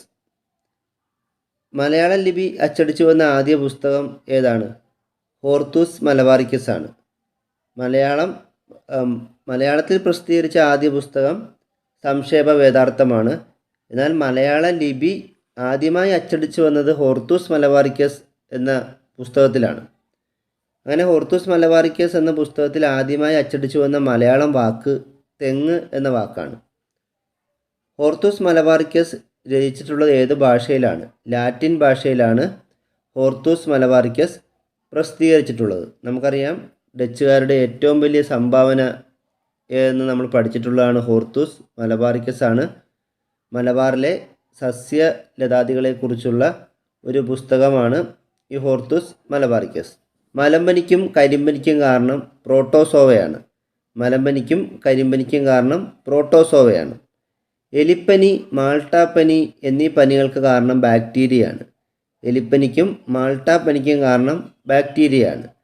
പക്ഷിപ്പനി, പന്നിപ്പനി, ഡെങ്കിപ്പനി, മഞ്ഞപ്പനി, കുരങ്ങുപനി, സിക്കാപ്പനി, നിപ്പാപ്പനി, ലാസാപ്പനി, വെസ്റ്റ് നൈൽ പനി എന്നീ പനികൾ ഉണ്ടാകാൻ കാരണം വൈറസാണ്. പക്ഷിപ്പനി, പന്നിപ്പനി, ഡെങ്കിപ്പനി, മഞ്ഞപ്പനി, കുരങ്ങുപനി, സിക്കാപ്പനി, നിപ്പാപ്പനി, ലാസാപ്പനി, വെസ്റ്റ് നൈൽ പനി എന്നീ പനികൾക്ക് കാരണം വൈറസുമാണ്. തെർമോമീറ്ററുകളിൽ ഉപയോഗിക്കുന്ന ദ്രാവകം ഏതാണ്? രസം അഥവാ മെർക്കുറി. തെർമോമീറ്ററുകളിൽ ഉപയോഗിക്കുന്ന ദ്രാവകം രസം അഥവാ മെർക്കുറിയാണ്. ഒരേ അന്തരീക്ഷ താപനിലയുള്ള പ്രദേശങ്ങളെ തമ്മിൽ യോജിപ്പിച്ച് വരയ്ക്കുന്ന സാങ്കല്പിക രേഖയാണ് സമതാപരേഖ. ഒരേ അന്തരീക്ഷ താപനിലയുള്ള പ്രദേശങ്ങളെ തമ്മിൽ യോജിപ്പിച്ച് വരയ്ക്കുന്ന രേഖ ഏതാണ്? സമതാപ രേഖയാണ്. ഭൂമിയിൽ ഏറ്റവും ഉയർന്ന താപനിലയുള്ള പ്രദേശങ്ങളെ യോജിപ്പിച്ച് വരയ്ക്കുന്ന സമതാപ രേഖയാണ് താപീയ മധ്യരേഖ. ഭൂമിയിൽ ഏറ്റവും ഉയർന്ന താപനിലയുള്ള പ്രദേശങ്ങളെ യോജിപ്പിച്ച് വരയ്ക്കുന്ന സമതാപ രേഖയാണ് താപീയ മധ്യരേഖ. താപവിതരണത്തെ സ്വാധീനിക്കുന്ന ഘടകങ്ങൾ ഏതെല്ലാമാണ്? അക്ഷാംശസ്ഥാനം, ഉയരം, സമുദ്ര സാമീപ്യം, കാറ്റുകൾ എന്നിവയാണ്. താപവിതരണത്തെ സ്വാധീനിക്കുന്ന ഘടകങ്ങൾ ഏതെല്ലാമാണ്? അക്ഷാംശസ്ഥാനം, ഉയരം, സമുദ്ര സാമീപ്യം, കാറ്റുകൾ എന്നിവയാണ്. കാലാവസ്ഥാ നിരീക്ഷകർ ഒരു ദിവസത്തെ ഏറ്റവും കൂടിയ താപനില കണക്കാക്കുന്നത് എപ്പോഴത്തെ അന്തരീക്ഷ സ്ഥിതിയിൽ നിന്നാണ്? ഉച്ചയ്ക്ക് 2 മണിക്ക്. കാലാവസ്ഥാ നിരീക്ഷകർ ഒരു ദിവസത്തെ ഏറ്റവും കൂടിയ താപനില കണക്കാക്കുന്നത് ഉച്ചയ്ക്ക് 2 മണിക്ക് കാണുന്ന അന്തരീക്ഷ സ്ഥിതിയിൽ നിന്നുമാണ്. അങ്ങനെയെങ്കിൽ കാലാവസ്ഥാ നിരീക്ഷകർ ഒരു ദിവസത്തെ ഏറ്റവും കുറഞ്ഞ താപനില കണക്കാക്കുന്നത് എപ്പോഴത്തെ അന്തരീക്ഷ സ്ഥിതിയിൽ നിന്നാണ്? സൂര്യോദയത്തിന് തൊട്ട് മുമ്പുള്ള അന്തരീക്ഷ സ്ഥിതിയിൽ നിന്നും. കാലാവസ്ഥാ നിരീക്ഷകർ ഒരു ദിവസത്തെ ഏറ്റവും കുറഞ്ഞ താപനില കണക്കാക്കുന്നത് സൂര്യോദയത്തിന് തൊട്ട് മുമ്പുള്ള അന്തരീക്ഷ സ്ഥിതിയിൽ നിന്നുമാണ്. സൗരതാപനവും ഭൗമവികിരണവും തമ്മിലുള്ള സന്തുലനത്തെ വിളിക്കുന്നത് ഹീറ്റ് ബജറ്റ് എന്ന പേരിലാണ്. സൗരതാപനവും ഭൗമവികിരണവും തമ്മിലുള്ള സന്തുലനത്തെ വിളിക്കുന്നത് ഹീറ്റ് ബജറ്റ് എന്ന പേരിലാണ്. പ്രകാശത്തെ പൂർണ്ണമായും കടത്തിവിടുന്ന വസ്തുക്കൾ അറിയപ്പെടുന്നത് ഏത് പേരിലാണ്? സുതാര്യ വസ്തുക്കൾ എന്ന പേരിലാണ്. പ്രകാശത്തെ പൂർണ്ണമായും കടത്തിവിടുന്ന വസ്തുക്കൾ അറിയപ്പെടുന്നത് സുതാര്യ വസ്തുക്കൾ എന്ന പേരിലാണ്. പ്രകാശത്തെ കടത്തിവിടാത്ത വസ്തുക്കൾ അറിയപ്പെടുന്നത് അതാര്യ വസ്തുക്കൾ എന്ന പേരിലാണ്. പ്രകാശത്തെ കടത്തിവിടാത്ത വസ്തുക്കൾ അറിയപ്പെടുന്ന ഏത് പേരിലാണ്? അതാര്യ വസ്തുക്കൾ എന്ന പേരിലാണ്. നിഴലുകൾ ഉണ്ടാക്കുന്നത് ഈ അതാര്യ വസ്തുക്കളാണ്. പ്രകാശത്തെ ഭാഗികമായി കടത്തിവിടുന്ന വസ്തുക്കൾ അറിയപ്പെടുന്നത് അർദ്ധധാര്യ വസ്തുക്കൾ എന്ന പേരിലുമാണ്. പ്രകാശത്തെ ഭാഗികമായി കടത്തിവിടുന്ന വസ്തുക്കൾ അറിയപ്പെടുന്നത് അർദ്ധധാര്യ വസ്തുക്കൾ എന്നാണ്. സൂര്യഗ്രഹണ സമയത്ത് ചന്ദ്രൻ്റെ സ്ഥാനം എവിടെയാണ്? സൂര്യനും ഭൂമിക്കും ഇടയിൽ. സൂര്യഗ്രഹണ സമയത്ത് ചന്ദ്രൻ്റെ സ്ഥാനം സൂര്യനും ഭൂമിക്കും ഇടയിലാണ്. ചന്ദ്രഗ്രഹണ സമയത്ത് ഭൂമിയുടെ സ്ഥാനം എവിടെയാണ്? സൂര്യനും ചന്ദ്രനും ഇടയിൽ. ചന്ദ്രഗ്രഹണ സമയത്ത് ഭൂമിയുടെ സ്ഥാനം സൂര്യനും ചന്ദ്രനും ഇടയിലാണ്. കത്തുമ്പോൾ താപം പുറത്തുവിടുന്ന വസ്തുക്കളാണ് ഇന്ധനങ്ങൾ. കത്തുമ്പോൾ താപം പുറത്തുവിടുന്ന വസ്തുക്കളാണ് ഇന്ധനങ്ങൾ. ഖര ഇന്ധനങ്ങൾക്ക് ഉദാഹരണങ്ങൾ എന്തൊക്കെയാണ്? വിറക്, കൽക്കരി എന്നിവയാണ് ഖര ഇന്ധനങ്ങൾക്ക് ഉദാഹരണങ്ങൾ. വിറകും കൽക്കരിയും. ദ്രാവക ഇന്ധനങ്ങൾക്ക് ഉദാഹരണങ്ങൾ ഏതൊക്കെയാണ്? ഡീസൽ, പെട്രോൾ, മണ്ണെണ്ണ. ദ്രാവക ഇന്ധനങ്ങൾക്ക് ഉദാഹരണങ്ങളാണ് ഡീസൽ, പെട്രോൾ, മണ്ണെണ്ണ എന്നിവ. വാതക ഇന്ധനങ്ങൾക്ക് ഉദാഹരണങ്ങൾ ഏതൊക്കെയാണ്? LPG, CNG, ഹൈഡ്രജൻ എന്നിവയാണ്. വാതക ഇന്ധനങ്ങൾക്ക് ഉദാഹരണങ്ങൾ LPG, CNG, ഹൈഡ്രജൻ എന്നിവയാണ്. വിമാനത്തിൽ ഉപയോഗിക്കുന്ന ഇന്ധനം ഏതാണ്? Aviation fuel. വിമാനത്തിൽ ഉപയോഗിക്കുന്ന ഇന്ധനം ഏവിയേഷൻ ഫ്യൂവലാണ്. ദേശീയ ഊർജ്ജ സംരക്ഷണ ദിനം എന്നാണ്? ഡിസംബർ 14. ദേശീയ ഊർജ്ജ സംരക്ഷണ ദിനം ഡിസംബർ 14 ലെൻസിൻ്റെ പവറിൻ്റെ യൂണിറ്റ് എന്താണ്? ഡയോപ്റ്റർ. ലെൻസിൻ്റെ പവറിൻ്റെ യൂണിറ്റ് ഡയോപ്റ്റർ ആണ്. നക്ഷത്രങ്ങളുടെ തിളക്കത്തിന് കാരണം എന്താണ്? അപവർത്തനം. നക്ഷത്രങ്ങളുടെ തിളക്കത്തിന് കാരണം അപവർത്തനമാണ്. ഡക്റ്റിലിറ്റി ഏറ്റവും കൂടുതലുള്ള ലോഹം ഏതാണ്? പ്ലാറ്റിനം. ഡക്റ്റിലിറ്റി ഏറ്റവും കൂടുതലുള്ള ലോഹം പ്ലാറ്റിനമാണ്. വൈദ്യുത ബൾബിൽ ഫിലമെൻ്റായി ഉപയോഗിച്ചിരിക്കുന്ന ലോഹം ഏതാണ്? ടങ്സ്റ്റൺ. വൈദ്യുത ബൾബിൽ ഫിലമെൻ്റായി ഉപയോഗിച്ചിരിക്കുന്ന ലോഹം ടങ്സ്റ്റൺ ആണ്. വൈദ്യുതി കടന്നു പോകുമ്പോൾ രാസമാറ്റത്തിന് വിധേയമാകുന്ന പദാർത്ഥങ്ങളാണ് ഇലക്ട്രോലൈറ്റുകൾ. വൈദ്യുതി കടന്നു പോകുമ്പോൾ രാസമാറ്റത്തിന് വിധേയമാകുന്ന പദാർത്ഥങ്ങളാണ് ഇലക്ട്രോലൈറ്റുകൾ. ഇലക്ട്രോലൈറ്റുകൾക്ക് ഉദാഹരണങ്ങൾ ഏതൊക്കെയാണ്? Sodium chloride, copper sulphate, silver nitrate എന്നിവയാണ്. ഇലക്ട്രോലൈറ്റുകൾക്ക് ഉദാഹരണങ്ങളാണ് sodium chloride, copper sulphate, silver nitrate എന്നിവ. ഇന്ത്യയിൽ വനനിബിഡമായ പർവ്വത പ്രദേശങ്ങളിൽ കാണുന്ന ജൈവാംശം വളരെ കൂടിയ മണ്ണിനമാണ് പർവ്വതമണ്ണ്. ഇന്ത്യയിൽ വനനിബിഡമായ പർവ്വത പ്രദേശങ്ങളിൽ കാണുന്ന ജൈവാംശം വളരെ കൂടിയ മണ്ണിനമേതാണ്? പർവ്വതമണ്ണ്. ലോകത്തിലെ ഏറ്റവും വലിയ നിശാശലഭം ഏതാണ്? Atlas moth. ലോകത്തിലെ ഏറ്റവും വലിയ നിശാശലഭമാണ് അറ്റ്ലസ് മോത്ത്. ഇന്ത്യൻ സമ്പദ് വ്യവസ്ഥയുടെ നട്ടെല്ല് എന്ന് വിശേഷിപ്പിക്കപ്പെടുന്നത് ഉത്തര മഹാസമതലത്തെയാണ്. ഇന്ത്യൻ സമ്പദ് വ്യവസ്ഥയുടെ നട്ടെല്ല് എന്നറിയപ്പെടുന്നത് ഉത്തര മഹാസമതലമാണ്. കണ്ടൽക്കാടുകൾ കൂടുതൽ കാണപ്പെടുന്ന ഇന്ത്യൻ സംസ്ഥാനം ഏതാണ്? പശ്ചിമ ബംഗാൾ. കണ്ടൽക്കാടുകൾ കൂടുതൽ കാണുന്ന ഇന്ത്യൻ സംസ്ഥാനം പശ്ചിമ ബംഗാളാണ്. ധാതുക്കളുടെ കലവറ എന്നറിയപ്പെടുന്ന പീഠഭൂമി ഏതാണ്? ഛോട്ടാ നാഗ്പൂർ പീഠഭൂമി. എന്നാൽ ധാതുക്കളുടെ കലവറ എന്നറിയപ്പെടുന്ന ഇന്ത്യയിലെ ഭൂപ്രദേശം ഉപദ്വീപീയ പീഠഭൂമിയുമാണ്. ധാതുക്കളുടെ കലവറ എന്നറിയപ്പെടുന്ന ഇന്ത്യയിലെ ഭൂപ്രദേശം ചോദിച്ചാൽ അത് ഉപദ്വീപീയ പീഠഭൂമിയും, ധാതുക്കളുടെ കലവറ എന്നറിയപ്പെടുന്ന പീഠഭൂമി ഏതെന്ന് ചോദിച്ചാൽ ഛോട്ടാ നാഗ്പൂർ പീഠഭൂമിയുമാണ്. ഹിമാലയൻ നദികളുടെ നിക്ഷേപണ പ്രക്രിയയിലൂടെ രൂപപ്പെട്ട സമതലം ഏതാണ്? ഉത്തര മഹാസമുദ്രം. ഹിമാലയൻ നദികളുടെ നിക്ഷേപണ പ്രക്രിയയിലൂടെ രൂപപ്പെട്ട സമതലമാണ് ഉത്തര മഹാസമതലം.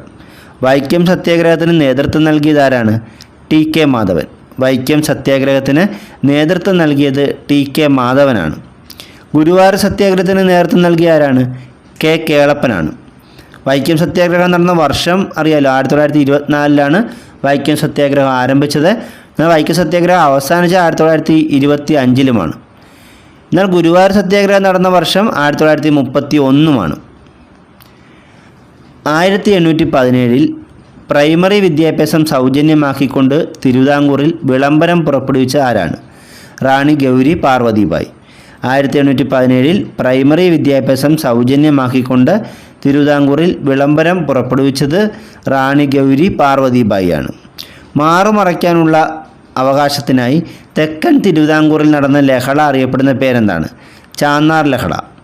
മാറുമറയ്ക്കാനുള്ള അവകാശത്തിനായി തെക്കൻ തിരുവിതാംകൂറിൽ നടന്ന ലഹളയാണ് ചാന്നാർ ലഹള.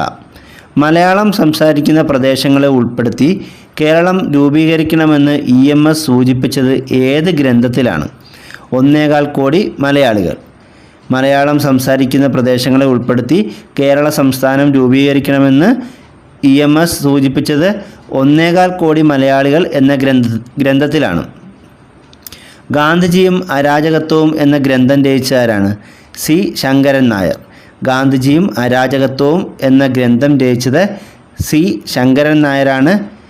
ഇന്ത്യൻ നാഷണൽ കോൺഗ്രസിൻ്റെ അധ്യക്ഷനായിരുന്ന ഏക മലയാളി കൂടിയാണ് സി. ശങ്കരൻ നായർ. ഇദ്ദേഹത്തിൻ്റെ പൂർണ്ണമായ പേര് ചേറ്റൂർ ശങ്കരൻ നായർ എന്നാണ്. ശ്രീനാരായണ ഗുരു അരുവിപ്പുറത്ത് ശിവപ്രതിഷ്ഠ നടത്തിയ വർഷം ഏതാണ്? 1888. ശ്രീനാരായണ ഗുരു അരുവിപ്പുറത്ത് ശിവപ്രതിഷ്ഠ നടത്തിയത് 1888 വൈക്കം സത്യാഗ്രഹത്തോട് അനുഭാവം പ്രകടിപ്പിച്ചുകൊണ്ട് സവർണജാഥ നടത്തിയത് ആരാണ്? Mannath Padmanabhan.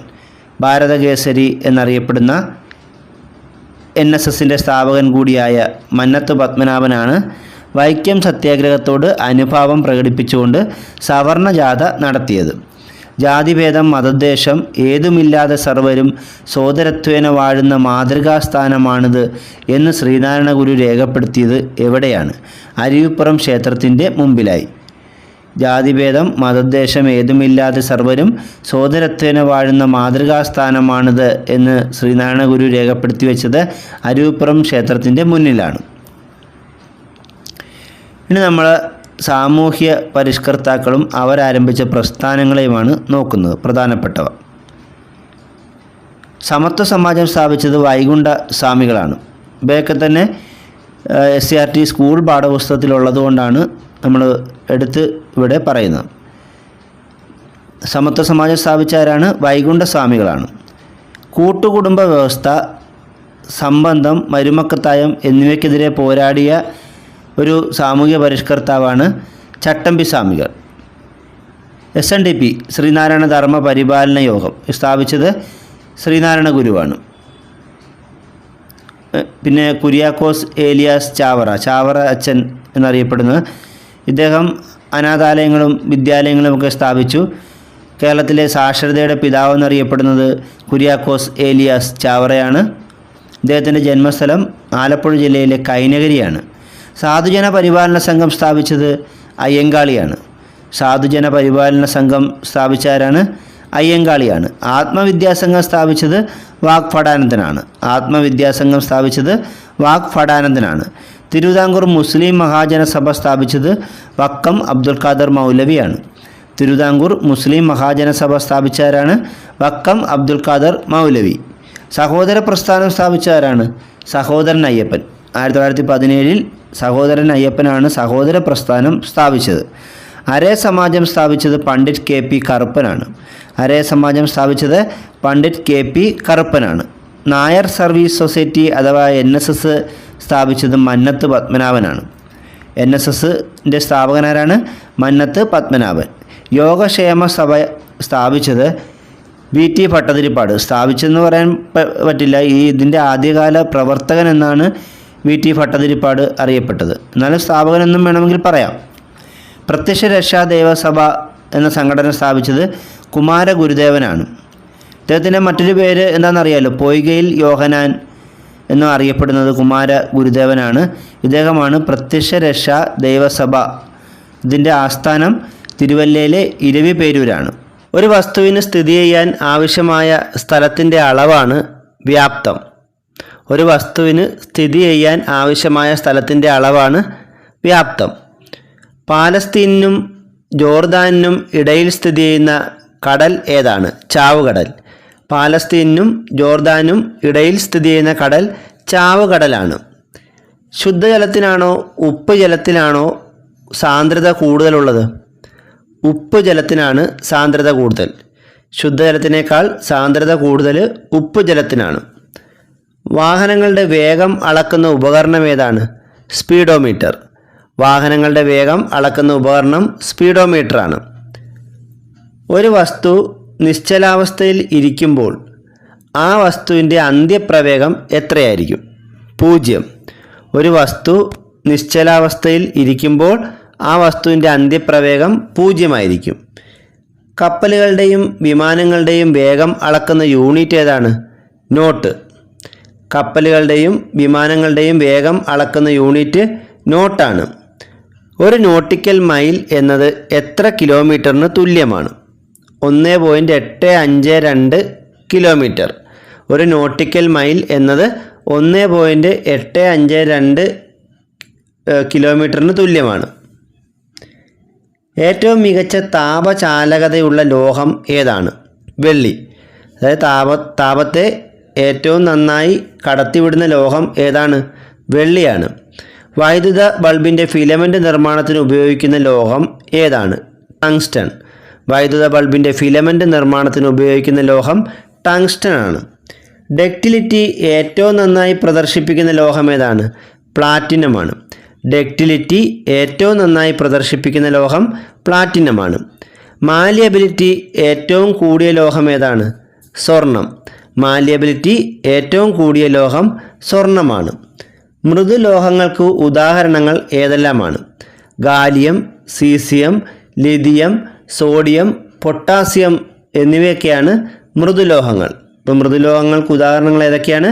Gallium, caesium, lithium, sodium, potassium എന്നിവയാണ്. കീബോർഡിൽ അക്ഷരങ്ങൾ ക്രമീകരിച്ചിരിക്കുന്ന രീതിയെ പറയുന്ന പേരെന്താണ്? Keyboard layout. കീബോർഡിൽ അക്ഷരങ്ങൾ ക്രമീകരിച്ചിരിക്കുന്ന രീതിയെ പറയുന്ന പേരെന്താണ്? കീബോർഡ് ലേഔട്ട് എന്നാണ്. സ്വതന്ത്ര സോഫ്റ്റ്വെയറായ ജിംബ് പുറത്തിറക്കിയ വർഷം ഏതാണ്? 1996. സ്വതന്ത്ര സോഫ്റ്റ്വെയറായ ജിംബ് പുറത്തിറങ്ങിയത് 1996 എത്ര ഇന്ത്യൻ ഭാഷകളിലാണ് വിക്കിപീഡിയ പ്രവർത്തിക്കുന്നത്? 20. 20 ഇന്ത്യൻ ഭാഷകളിലാണ് വിക്കിപീഡിയ പ്രവർത്തിക്കുന്നത്. ഫിറോസ് ഷാ തുഗ്ലക്കിൻ്റെ കാലത്ത് പേർഷ്യൻ ഭാഷയിലേക്ക് വിവർത്തനം ചെയ്യപ്പെട്ട സംഗീതകൃതി ഏതാണ്? രാഗദർപ്പൺ. ഫിറോസ് ഷാ തുഗ്ലക്കിൻ്റെ കാലത്ത് പേർഷ്യൻ ഭാഷയിലേക്ക് വിവർത്തനം ചെയ്യപ്പെട്ട സംഗീതകൃതിയാണ് രാഗദർപ്പൺ. മധ്യകാലഘട്ടത്തിൽ ഇന്ത്യയിൽ വളർന്ന് വികാസം പ്രാപിച്ച ഭാഷ ഏതാണ്? ഹിന്ദി. മധ്യകാലഘട്ടത്തിൽ ഇന്ത്യയിൽ വളർന്ന് വികാസം പ്രാപിച്ച ഭാഷ ഹിന്ദിയാണ്. രാജതരംഗിണി എന്ന ചരിത്ര നോവൽ രചിച്ചതാരാണ്? കൽഹണനാണ്. രാജതരംഗിണി എന്ന ചരിത്ര ഗ്രന്ഥം രചിച്ചത് കൽഹണനാണ്. ബലത്തെയും ജഡത്വത്തെയും നിർവചിക്കുന്ന ന്യൂട്ടൻ്റെ ചലന നിയമം ഏതാണ്? 1-ാം ചലന നിയമം. ബലത്തെയും ജഡത്വത്തെയും നിർവചിക്കുന്ന ന്യൂട്ടൻ്റെ ചലന നിയമം 1-ാം ചലന നിയമമാണ്. ഗലീലിയോ രചിച്ച ആദ്യത്തെ ശാസ്ത്ര പുസ്തകം ഏതാണ്? The little balance. ഗലീലിയോ രചിച്ച ആദ്യത്തെ ശാസ്ത്ര പുസ്തകം ദ ലിറ്റിൽ ബാലൻസ് എന്ന പുസ്തകമാണ്. വ്യുൽക്രമ വർഗ നിയമം ആവിഷ്കരിച്ചതാരാണ്? Isaac Newton. വ്യുൽക്രമ വർഗ നിയമം ആവിഷ്കരിച്ചത് ഐസക് ന്യൂട്ടനാണ്. ഭൂമിയുടെ ഗുരുത്വാകർഷണ ബലത്തിൻ്റെ ദിശ എങ്ങോട്ടാണ്? ഭൂകേന്ദ്രത്തിലേക്കാണ്. ഭൂമിയുടെ ഗുരുത്വാകർഷണ ബലത്തിൻ്റെ ദിശ ഭൂകേന്ദ്രത്തിലേക്കാണ്. ഒരു കല്ല് ചരടിൽ കെട്ടി കറക്കുമ്പോൾ കല്ലിൻ്റെ ചലനം ഏത് ചലനത്തിന് ഉദാഹരണമാണ്? വർത്തുള ചലനം. അതായത് കല്ല് ചരടിൽ കെട്ടി കറക്കുമ്പോൾ അത് വൃത്താകൃതിയിലാണ് കറങ്ങുന്നത്. അപ്പോൾ വൃത്താകൃതിയിലുള്ള ചലനമാണ് ഈ വർത്തുള ചലനം. അപ്പോൾ ഒരു കല്ല് ചരടിൽ കെട്ടി കറക്കുമ്പോൾ കല്ലിൻ്റെ ചലനം ഏത് ചലനത്തിന് ഉദാഹരണമാണ്? വർത്തുള ചലനത്തിന് ഉദാഹരണമാണ്. ഗ്രഹചലന നിയമങ്ങൾ ആവിഷ്കരിച്ച ശാസ്ത്രജ്ഞൻ ആരാണ്? Johannes Kepler. ഗ്രഹചലന നിയമങ്ങൾ ആവിഷ്കരിച്ച ശാസ്ത്രജ്ഞൻ ജോഹന്നാസ് കെപ്ലറാണ്. സൂര്യനെ കേന്ദ്രമാക്കി ഗ്രഹങ്ങൾ ദീർഘവൃത്താകൃതിയിലുള്ള ഭ്രമണപഥത്തിൽ സഞ്ചരിക്കുന്നു എന്ന് പ്രസ്താവിച്ച ശാസ്ത്രജ്ഞൻ ആരാണ്? Johannes Kepler. സൂര്യനെ കേന്ദ്രമാക്കി ഗ്രഹങ്ങൾ ദീർഘവൃത്താകൃതിയിലുള്ള ഭ്രമണപഥത്തിൽ സഞ്ചരിക്കുന്നു എന്ന് പ്രസ്താവിച്ച ശാസ്ത്രജ്ഞൻ ജോഹന്നാസ് കെപ്ലറാണ്. ജോഹന്നാസ് കെപ്ലർ ഗ്രഹചലനവുമായി ബന്ധപ്പെട്ട എത്ര നിയമങ്ങളാണ് ആവിഷ്കരിച്ചത്? 3. ജോഹന്നാസ് കെപ്ലർ ഗ്രഹചലനവുമായി ബന്ധപ്പെട്ട 3 നിയമങ്ങളാണ് ആവിഷ്കരിച്ചത്. ഭൂമിയുടെ ആരം ഏറ്റവും കൂടിയ ഭാഗം ഏതാണ്? ഭൂമധ്യരേഖാ പ്രദേശം. ഭൂമിയുടെ ആരം ഏറ്റവും കൂടിയ ഭാഗം ഭൂമധ്യരേഖാ പ്രദേശമാണ്. റിസർവ് ബാങ്ക് ഓഫ് ഇന്ത്യയുടെ ആസ്ഥാനം എവിടെയാണ്? മുംബൈയാണ്. റിസർവ് ബാങ്ക് ഓഫ് ഇന്ത്യയുടെ ആസ്ഥാനം മുംബൈയാണ്. റിസർവ് ബാങ്കിൻ്റെ ചിഹ്നത്തിലുള്ള മൃഗം ഏതാണ്? കടുവയാണ്. റിസർവ് ബാങ്കിൻ്റെ ചിഹ്നത്തിലുള്ള മൃഗം കടുവയാണ്. റിസർവ് ബാങ്കിൻ്റെ ചിഹ്നത്തിലുള്ള വൃക്ഷം ഏതാണ്? എണ്ണപ്പനയാണ്. റിസർവ് ബാങ്കിൻ്റെ ചിഹ്നത്തിൽ കാണുന്ന വൃക്ഷം എണ്ണപ്പനയാണ്. ഇന്ത്യയിൽ 1 രൂപ നോട്ട് അച്ചടിക്കുന്ന സ്ഥാപനം ഏതാണ്? കേന്ദ്ര ധനകാര്യ വകുപ്പാണ്. ഇന്ത്യയിൽ 1 രൂപ നോട്ട് അച്ചടിക്കുന്ന സ്ഥാപനം കേന്ദ്ര ധനകാര്യ വകുപ്പാണ്. ഒരു ദിവസം തന്നെ ധാരാളം പ്രാവശ്യം പണം നിക്ഷേപിക്കാനും പിൻവലിക്കാനും സൗകര്യം നൽകുന്ന നിക്ഷേപം അറിയപ്പെടുന്ന പേരെന്താണ്? പ്രചലിത നിക്ഷേപം. ഒരു ദിവസം തന്നെ ധാരാളം പ്രാവശ്യം പണം നിക്ഷേപിക്കാനും പിൻവലിക്കാനും സൗകര്യം നൽകുന്ന നിക്ഷേപമാണ് പ്രചലിത നിക്ഷേപം. പലിശ ലഭിക്കാത്ത നിക്ഷേപം ഏതാണ്? പ്രചലിത നിക്ഷേപം. പലിശ ലഭിക്കാത്ത നിക്ഷേപമാണ് പ്രചലിത നിക്ഷേപം. ഇപ്പോൾ കച്ചവടക്കാരും വ്യാപാരികളുമൊക്കെ ആണ് കൂടുതലായും ഈ പ്രചലിത നിക്ഷേപം ചെയ്യുന്നത്. പണം കയ്യിൽ സൂക്ഷിക്കാതെ സാധനങ്ങൾ വാങ്ങാൻ സഹായിക്കുന്ന പ്ലാസ്റ്റിക് കാർഡ് ഏതാണ്? Credit card. പണം കയ്യിൽ സൂക്ഷിക്കാതെ സാധനങ്ങൾ വാങ്ങാൻ സഹായിക്കുന്ന പ്ലാസ്റ്റിക് കാർഡാണ് ക്രെഡിറ്റ് കാർഡ്. വനിതാ ശാക്തീകരണം ഇന്ത്യയുടെ ശാക്തീകരണം ഇത് ഏത് സ്ഥാപനത്തിൻ്റെ മുദ്രാവാക്യമാണ്? ഭാരതീയ മഹിളാ ബാങ്കിൻ്റെ. വനിതാ ശാക്തീകരണം ഇന്ത്യയുടെ ശാക്തീകരണം എന്നത് ഭാരതീയ മഹിളാ ബാങ്കിൻ്റെ മുദ്രാവാക്യമാണ്. 2013 നവംബറിൽ ആരംഭിച്ച ഭാരതീയ മഹിളാ ബാങ്ക് ഏത് ബാങ്കിലാണ് ലയിച്ചത്? സ്റ്റേറ്റ് ബാങ്ക് ഓഫ് ഇന്ത്യയിൽ. 2013 നവംബറിൽ ആരംഭിച്ച ഭാരതീയ മഹിളാ ബാങ്ക് സ്റ്റേറ്റ് ബാങ്ക് ഓഫ് ഇന്ത്യയിലാണ് ലയിച്ചത്. LED ബൾബിനുള്ളിൽ താപം ആഗിരണം ചെയ്യാനുള്ള സംവിധാനമാണ് ഹീറ്റ് സിങ്ക്. LED ബൾബിനുള്ളിൽ താപം ആഗിരണം ചെയ്യാനുള്ള സംവിധാനം അറിയപ്പെടുന്ന പേരെന്താണ്? ഹീറ്റ് സിങ്ക് എന്നാണ്. പൊട്ടാസ്യത്തിൻ്റെ അറ്റോമിക് നമ്പർ എത്രയാണ്? 19. പൊട്ടാസ്യത്തിൻ്റെ അറ്റോമിക നമ്പർ 19 ആണ്. എസ് സബ്ഷെല്ലിൽ ഉൾക്കൊള്ളാൻ കഴിയുന്ന പരമാവധി ഇലക്ട്രോണുകളുടെ എണ്ണം എത്രയാണ്? 2. എസ് സബ്ഷെല്ലിൽ ഉൾക്കൊള്ളാൻ കഴിയുന്ന പരമാവധി ഇലക്ട്രോണുകളുടെ എണ്ണം 2 ആണ്. പി സബ്ഷെല്ലിൽ ഉൾക്കൊള്ളാൻ കഴിയുന്ന പരമാവധി ഇലക്ട്രോണുകളുടെ എണ്ണം എത്രയാണ്? 6 ആണ്. എസ്സിൽ 2ഉം പിയിൽ പരമാവധി ഉള്ള ഇലക്ട്രോണുകളുടെ എണ്ണം 6ഉമാണ്. ഡി സബ്ഷെല്ലിൽ ഉൾക്കൊള്ളാൻ കഴിയുന്ന പരമാവധി ഇലക്ട്രോണുകളുടെ എണ്ണം എത്രയാണ്? 10 ആണ്. ഡി സബ്ഷെല്ലിൽ ഉൾക്കൊള്ളാൻ കഴിയുന്ന പരമാവധി ഇലക്ട്രോണുകളുടെ എണ്ണം 10 ആണ്. എഫ് സബ്ഷെല്ലിൽ ഉൾക്കൊള്ളാൻ കഴിയുന്ന പരമാവധി ഇലക്ട്രോണുകളുടെ എണ്ണം 14 ആണ്. എഫ് സബ്ഷെല്ലിൽ ഉൾക്കൊള്ളാൻ കഴിയുന്ന പരമാവധി ഇലക്ട്രോണുകളുടെ എണ്ണം എത്രയാണ്? 14 ആണ്. അപ്പോൾ എസ് സബ്ഷെല്ലിൽ ഉൾക്കൊള്ളാവുന്ന പരമാവധി ഇലക്ട്രോണുകളുടെ എണ്ണം 2, പി സബ്ഷെല്ലിൽ 6, ഡിയിൽ 10, എഫിൽ 14. കാർബണിൻ്റെ അറ്റോമിക നമ്പർ എത്രയാണ്? 6. കാർബണിൻ്റെ അറ്റോമിക നമ്പർ 6 ആണ്. പൊതുവിദ്യാലയങ്ങളിലെ മുഴുവൻ കുട്ടികളുടെയും വിവരങ്ങൾ അടങ്ങിയ സംവിധാനം ഏതാണ്? സമ്പൂർണ്ണ. പൊതുവിദ്യാലയങ്ങളിലെ മുഴുവൻ കുട്ടികളുടെയും വിവരങ്ങൾ അടങ്ങിയ സംവിധാനം സമ്പൂർണ്ണയാണ്. ഡാറ്റാബേസ് നിർമ്മിക്കാനും സുരക്ഷിതമായി കൈകാര്യം ചെയ്യാനും നമ്മെ സഹായിക്കുന്നത് DBMS ആണ്. എന്താണ് DBMS എന്ന് പറഞ്ഞാൽ? ഡാറ്റാബേസ് മാനേജ്മെൻറ്റ് സിസ്റ്റം എന്നാണ്. ഡാറ്റാബേസ് നിർമ്മിക്കാനും സുരക്ഷിതമായി കൈകാര്യം ചെയ്യാനും നമ്മെ സഹായിക്കുന്നത് ഡാറ്റാബേസ് മാനേജ്മെൻറ്റ് സിസ്റ്റമാണ്. വൃത്താകൃതിയിലുള്ള ബാക്ടീരിയയുടെ DNA അറിയപ്പെടുന്നത് എന്ത് പേരിലാണ്? പ്ലാസ്മിഡ്. വൃത്താകൃതിയിലുള്ള ബാക്ടീരിയയുടെ DNA അറിയപ്പെടുന്നത് പ്ലാസ്മിഡ് എന്ന പേരിലാണ്. ജീനുകളെ വിളക്കി ചേർക്കാൻ ഉപയോഗിക്കുന്ന എൻസൈം എന്താണ്? ലിഗേസ്. ജീനുകളെ വിളക്കി ചേർക്കാൻ ഉപയോഗിക്കുന്ന എൻസൈമാണ് ലിഗേസ്. ത്വക്കിന് നിറം നൽകുന്ന വർണ്ണ പ്രോട്ടീൻ എന്താണ്? മെലാനിൻ. ത്വക്കിന് നിറം നൽകുന്ന വർണ്ണ പ്രോട്ടീനാണ് മെലാനിൻ. ജനിതക ഘടനയിൽ പെട്ടെന്നുണ്ടാകുന്നതും അടുത്ത തലമുറയിലേക്ക് കൈമാറ്റം ചെയ്യപ്പെടുന്നതുമായ മാറ്റങ്ങളാണ് ഉൽപ്പരിവർത്തനം. ജനിതക ഘടനയിൽ പെട്ടെന്നുണ്ടാകുന്നതും അടുത്ത തലമുറയിലേക്ക് കൈമാറ്റം ചെയ്യപ്പെടുന്നതുമായ മാറ്റങ്ങളാണ് ഉൽപ്പരിവർത്തനം. റൈബോസ് പഞ്ചസാര കാണപ്പെടുന്ന ന്യൂക്ലിക് ആസിഡ് ഏതാണ്? RNA. റൈബോസ് പഞ്ചസാര കാണപ്പെടുന്ന ന്യൂക്ലിക് ആസിഡ് RNA ആണ്. DNA-യിലെ നൈട്രജൻ ബേസുകളുടെ സ്വഭാവം എന്താണ്? ക്ഷാര സ്വഭാവം. DNA-യിലെ നൈട്രജൻ ബേസുകളുടെ സ്വഭാവം ക്ഷാര സ്വഭാവമാണ്. ഭൂപടങ്ങളിലെ നിറങ്ങളും അവയുടെ സവിശേഷതകളുമാണ്. ഭൂപടങ്ങളിൽ ഓരോ ഭൂഭാഗങ്ങളെ പ്രത്യേക നിറങ്ങൾ കൊടുത്ത് സൂചിപ്പിച്ചിരിക്കുന്നത് നമ്മൾ കണ്ടുള്ളതാണ്. അപ്പോൾ ഭൂപടത്തിൽ പച്ച നിറത്തിൽ കൊടുത്തിരിക്കുന്നത് എന്താണ്? നൈസർഗിക സസ്യജാലമാണ്. നൈസർഗിക സസ്യജാലത്തെയാണ് ഭൂപടത്തിൽ പച്ച നിറത്തിൽ സൂചിപ്പിക്കുന്നത്. മഞ്ഞ നിറത്തിൽ സൂചിപ്പിക്കുന്നത് കൃഷിയിടങ്ങളെയാണ്. മഞ്ഞ നിറത്തിൽ സൂചിപ്പിക്കുന്നത് എന്തിനെയാണ്? കൃഷിയിടങ്ങളെയാണ്. ചുവപ്പ് നിറത്തിൽ സൂചിപ്പിച്ചിരിക്കുന്നത് പാർപ്പിടങ്ങളെയും റോഡുകളെയുമാണ്. പാർപ്പിടങ്ങളെയും റോഡുകളെയും എന്ത് നിറത്തിലാണ് സൂചിപ്പിച്ചിട്ടുള്ളത്?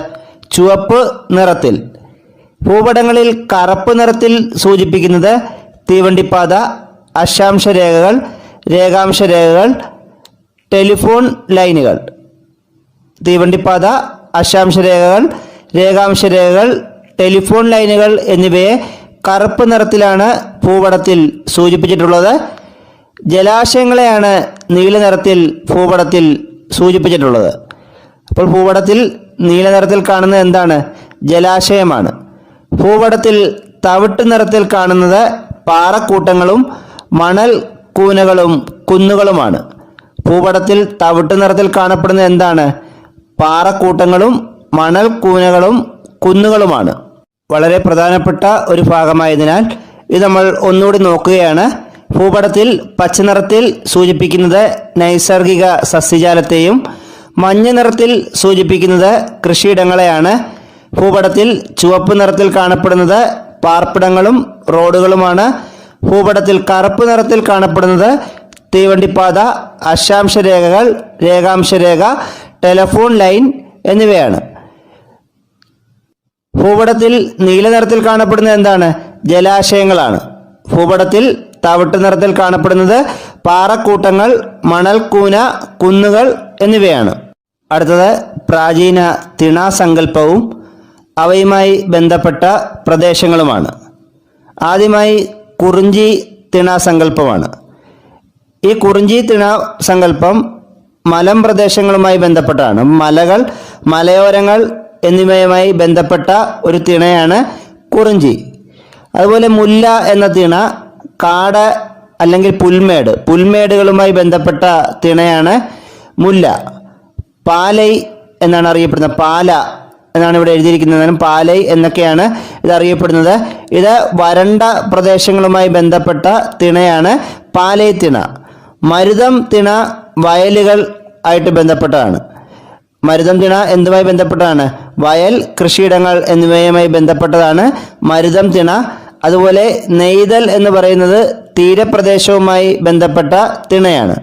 തീരപ്രദേശവുമായി ബന്ധപ്പെട്ട തിണ ഏതാണ്? നെയ്തലാണ്. അപ്പോൾ കുറിഞ്ചി തിണ മലം പ്രദേശങ്ങളെ സൂചിപ്പിക്കുന്നു. മുല്ലൈ തിണ എന്താണ്? പുൽമേടുകളെയാണ് സൂചിപ്പിക്കുന്നത്. പാലൈ വരണ്ട പ്രദേശങ്ങളാണ്. മരുതം വയൽ അല്ലെങ്കിൽ കൃഷിഭൂമിയാണ്. നെയ്തൽ തീരപ്രദേശമാണ്. അടുത്തത് നമ്മൾ നോക്കുന്നത് ബ്രിട്ടീഷുകാർക്കെതിരെ കലാപത്തിനിറങ്ങിയ ഇന്ത്യയിലെ ഗോത്ര വിഭാഗങ്ങളാണ്. ഭീലുകൾ എന്നറിയപ്പെടുന്ന ഗോത്ര വിഭാഗം ഇത് മറാത്തയിലാണ് കാണപ്പെട്ടത്. മറാത്തയിലെ ഗോത്രവിഭാഗമാണ് ഭീലുകൾ. അതുപോലെ ബ്രിട്ടീഷുകാർക്കെതിരെ കലാപത്തിനിറങ്ങിയ മറ്റൊരു പ്രധാന ഗോത്ര വിഭാഗമാണ് കോലി. കോലി അഹമ്മദ് നഗറിലെ ഗോത്ര വിഭാഗമാണ്.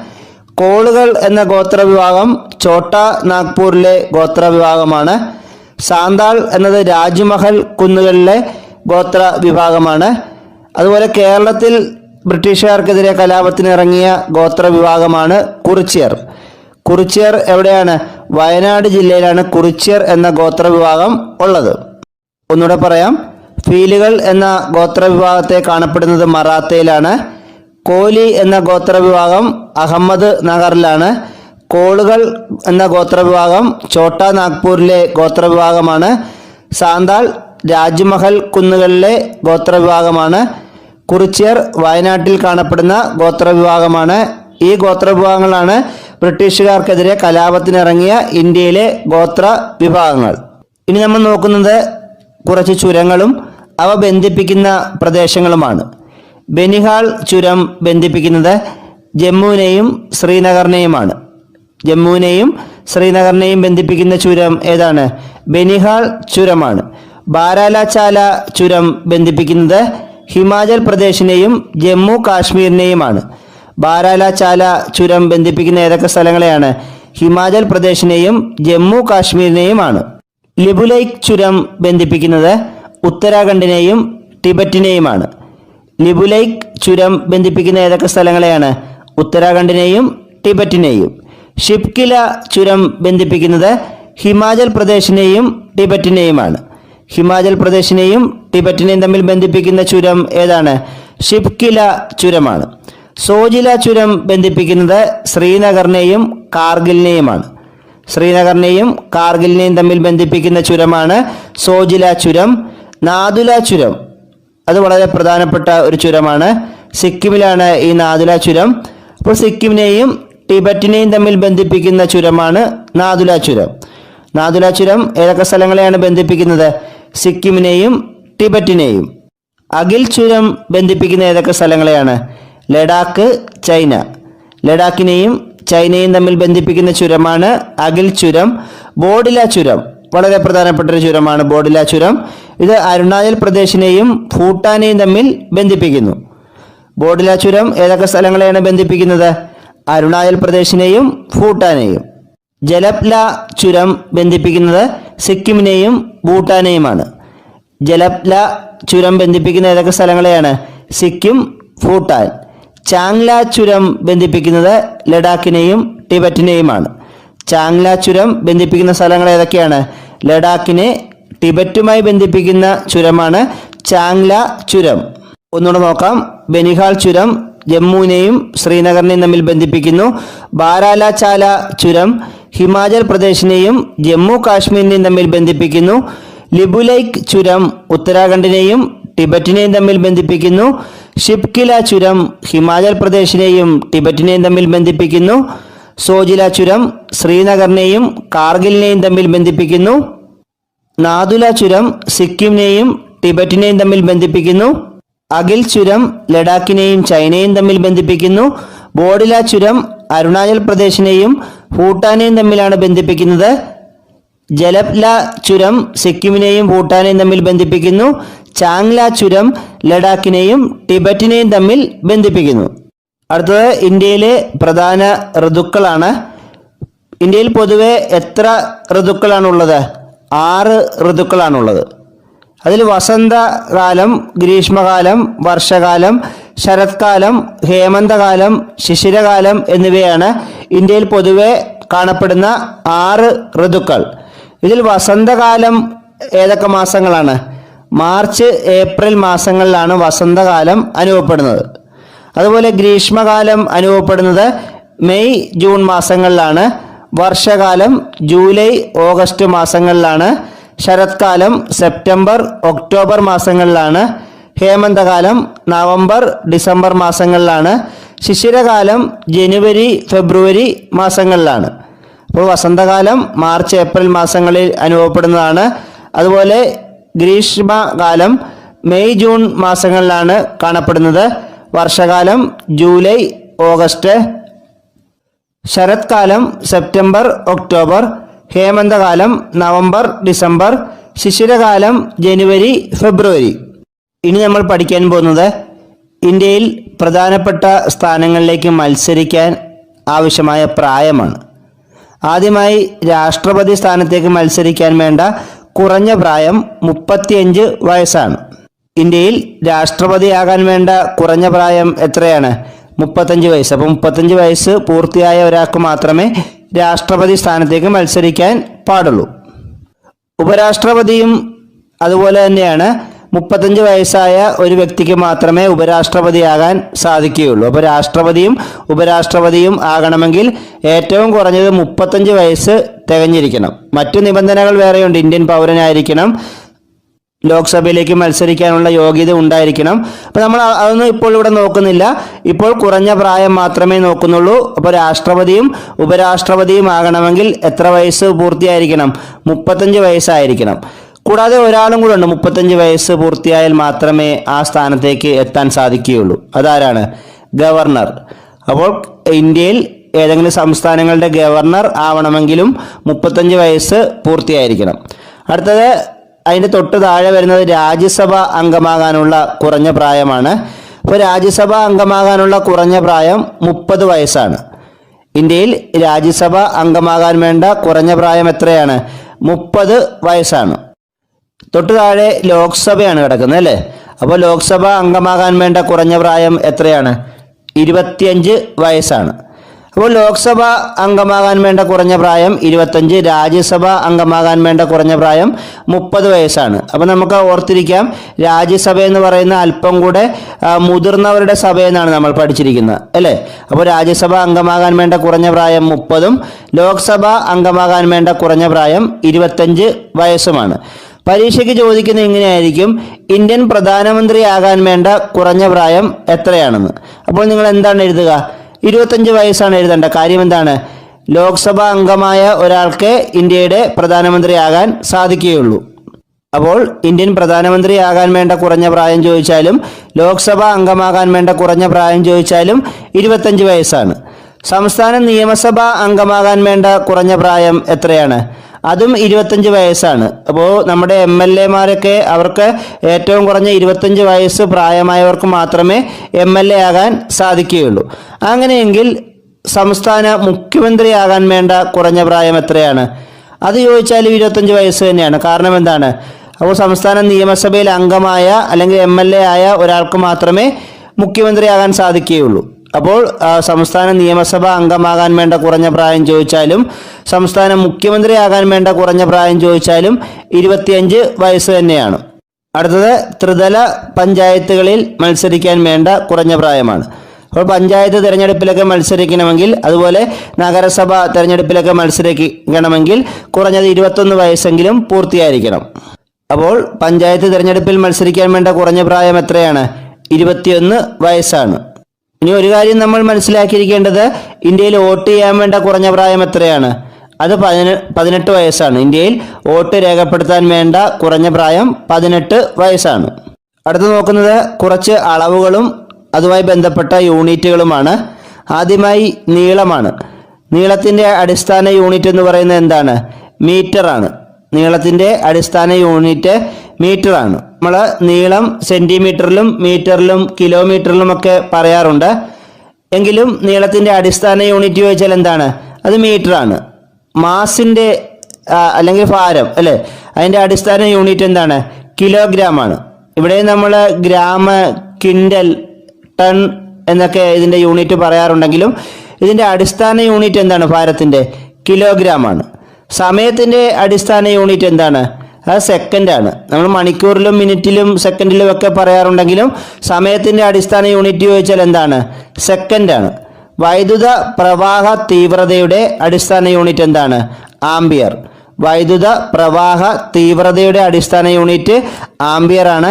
താപനിലയുടെ അടിസ്ഥാന യൂണിറ്റ് കെൽവിനാണ്. താപനിലയുടെ അടിസ്ഥാന യൂണിറ്റ് എന്താണ്? കെൽവിനാണ്.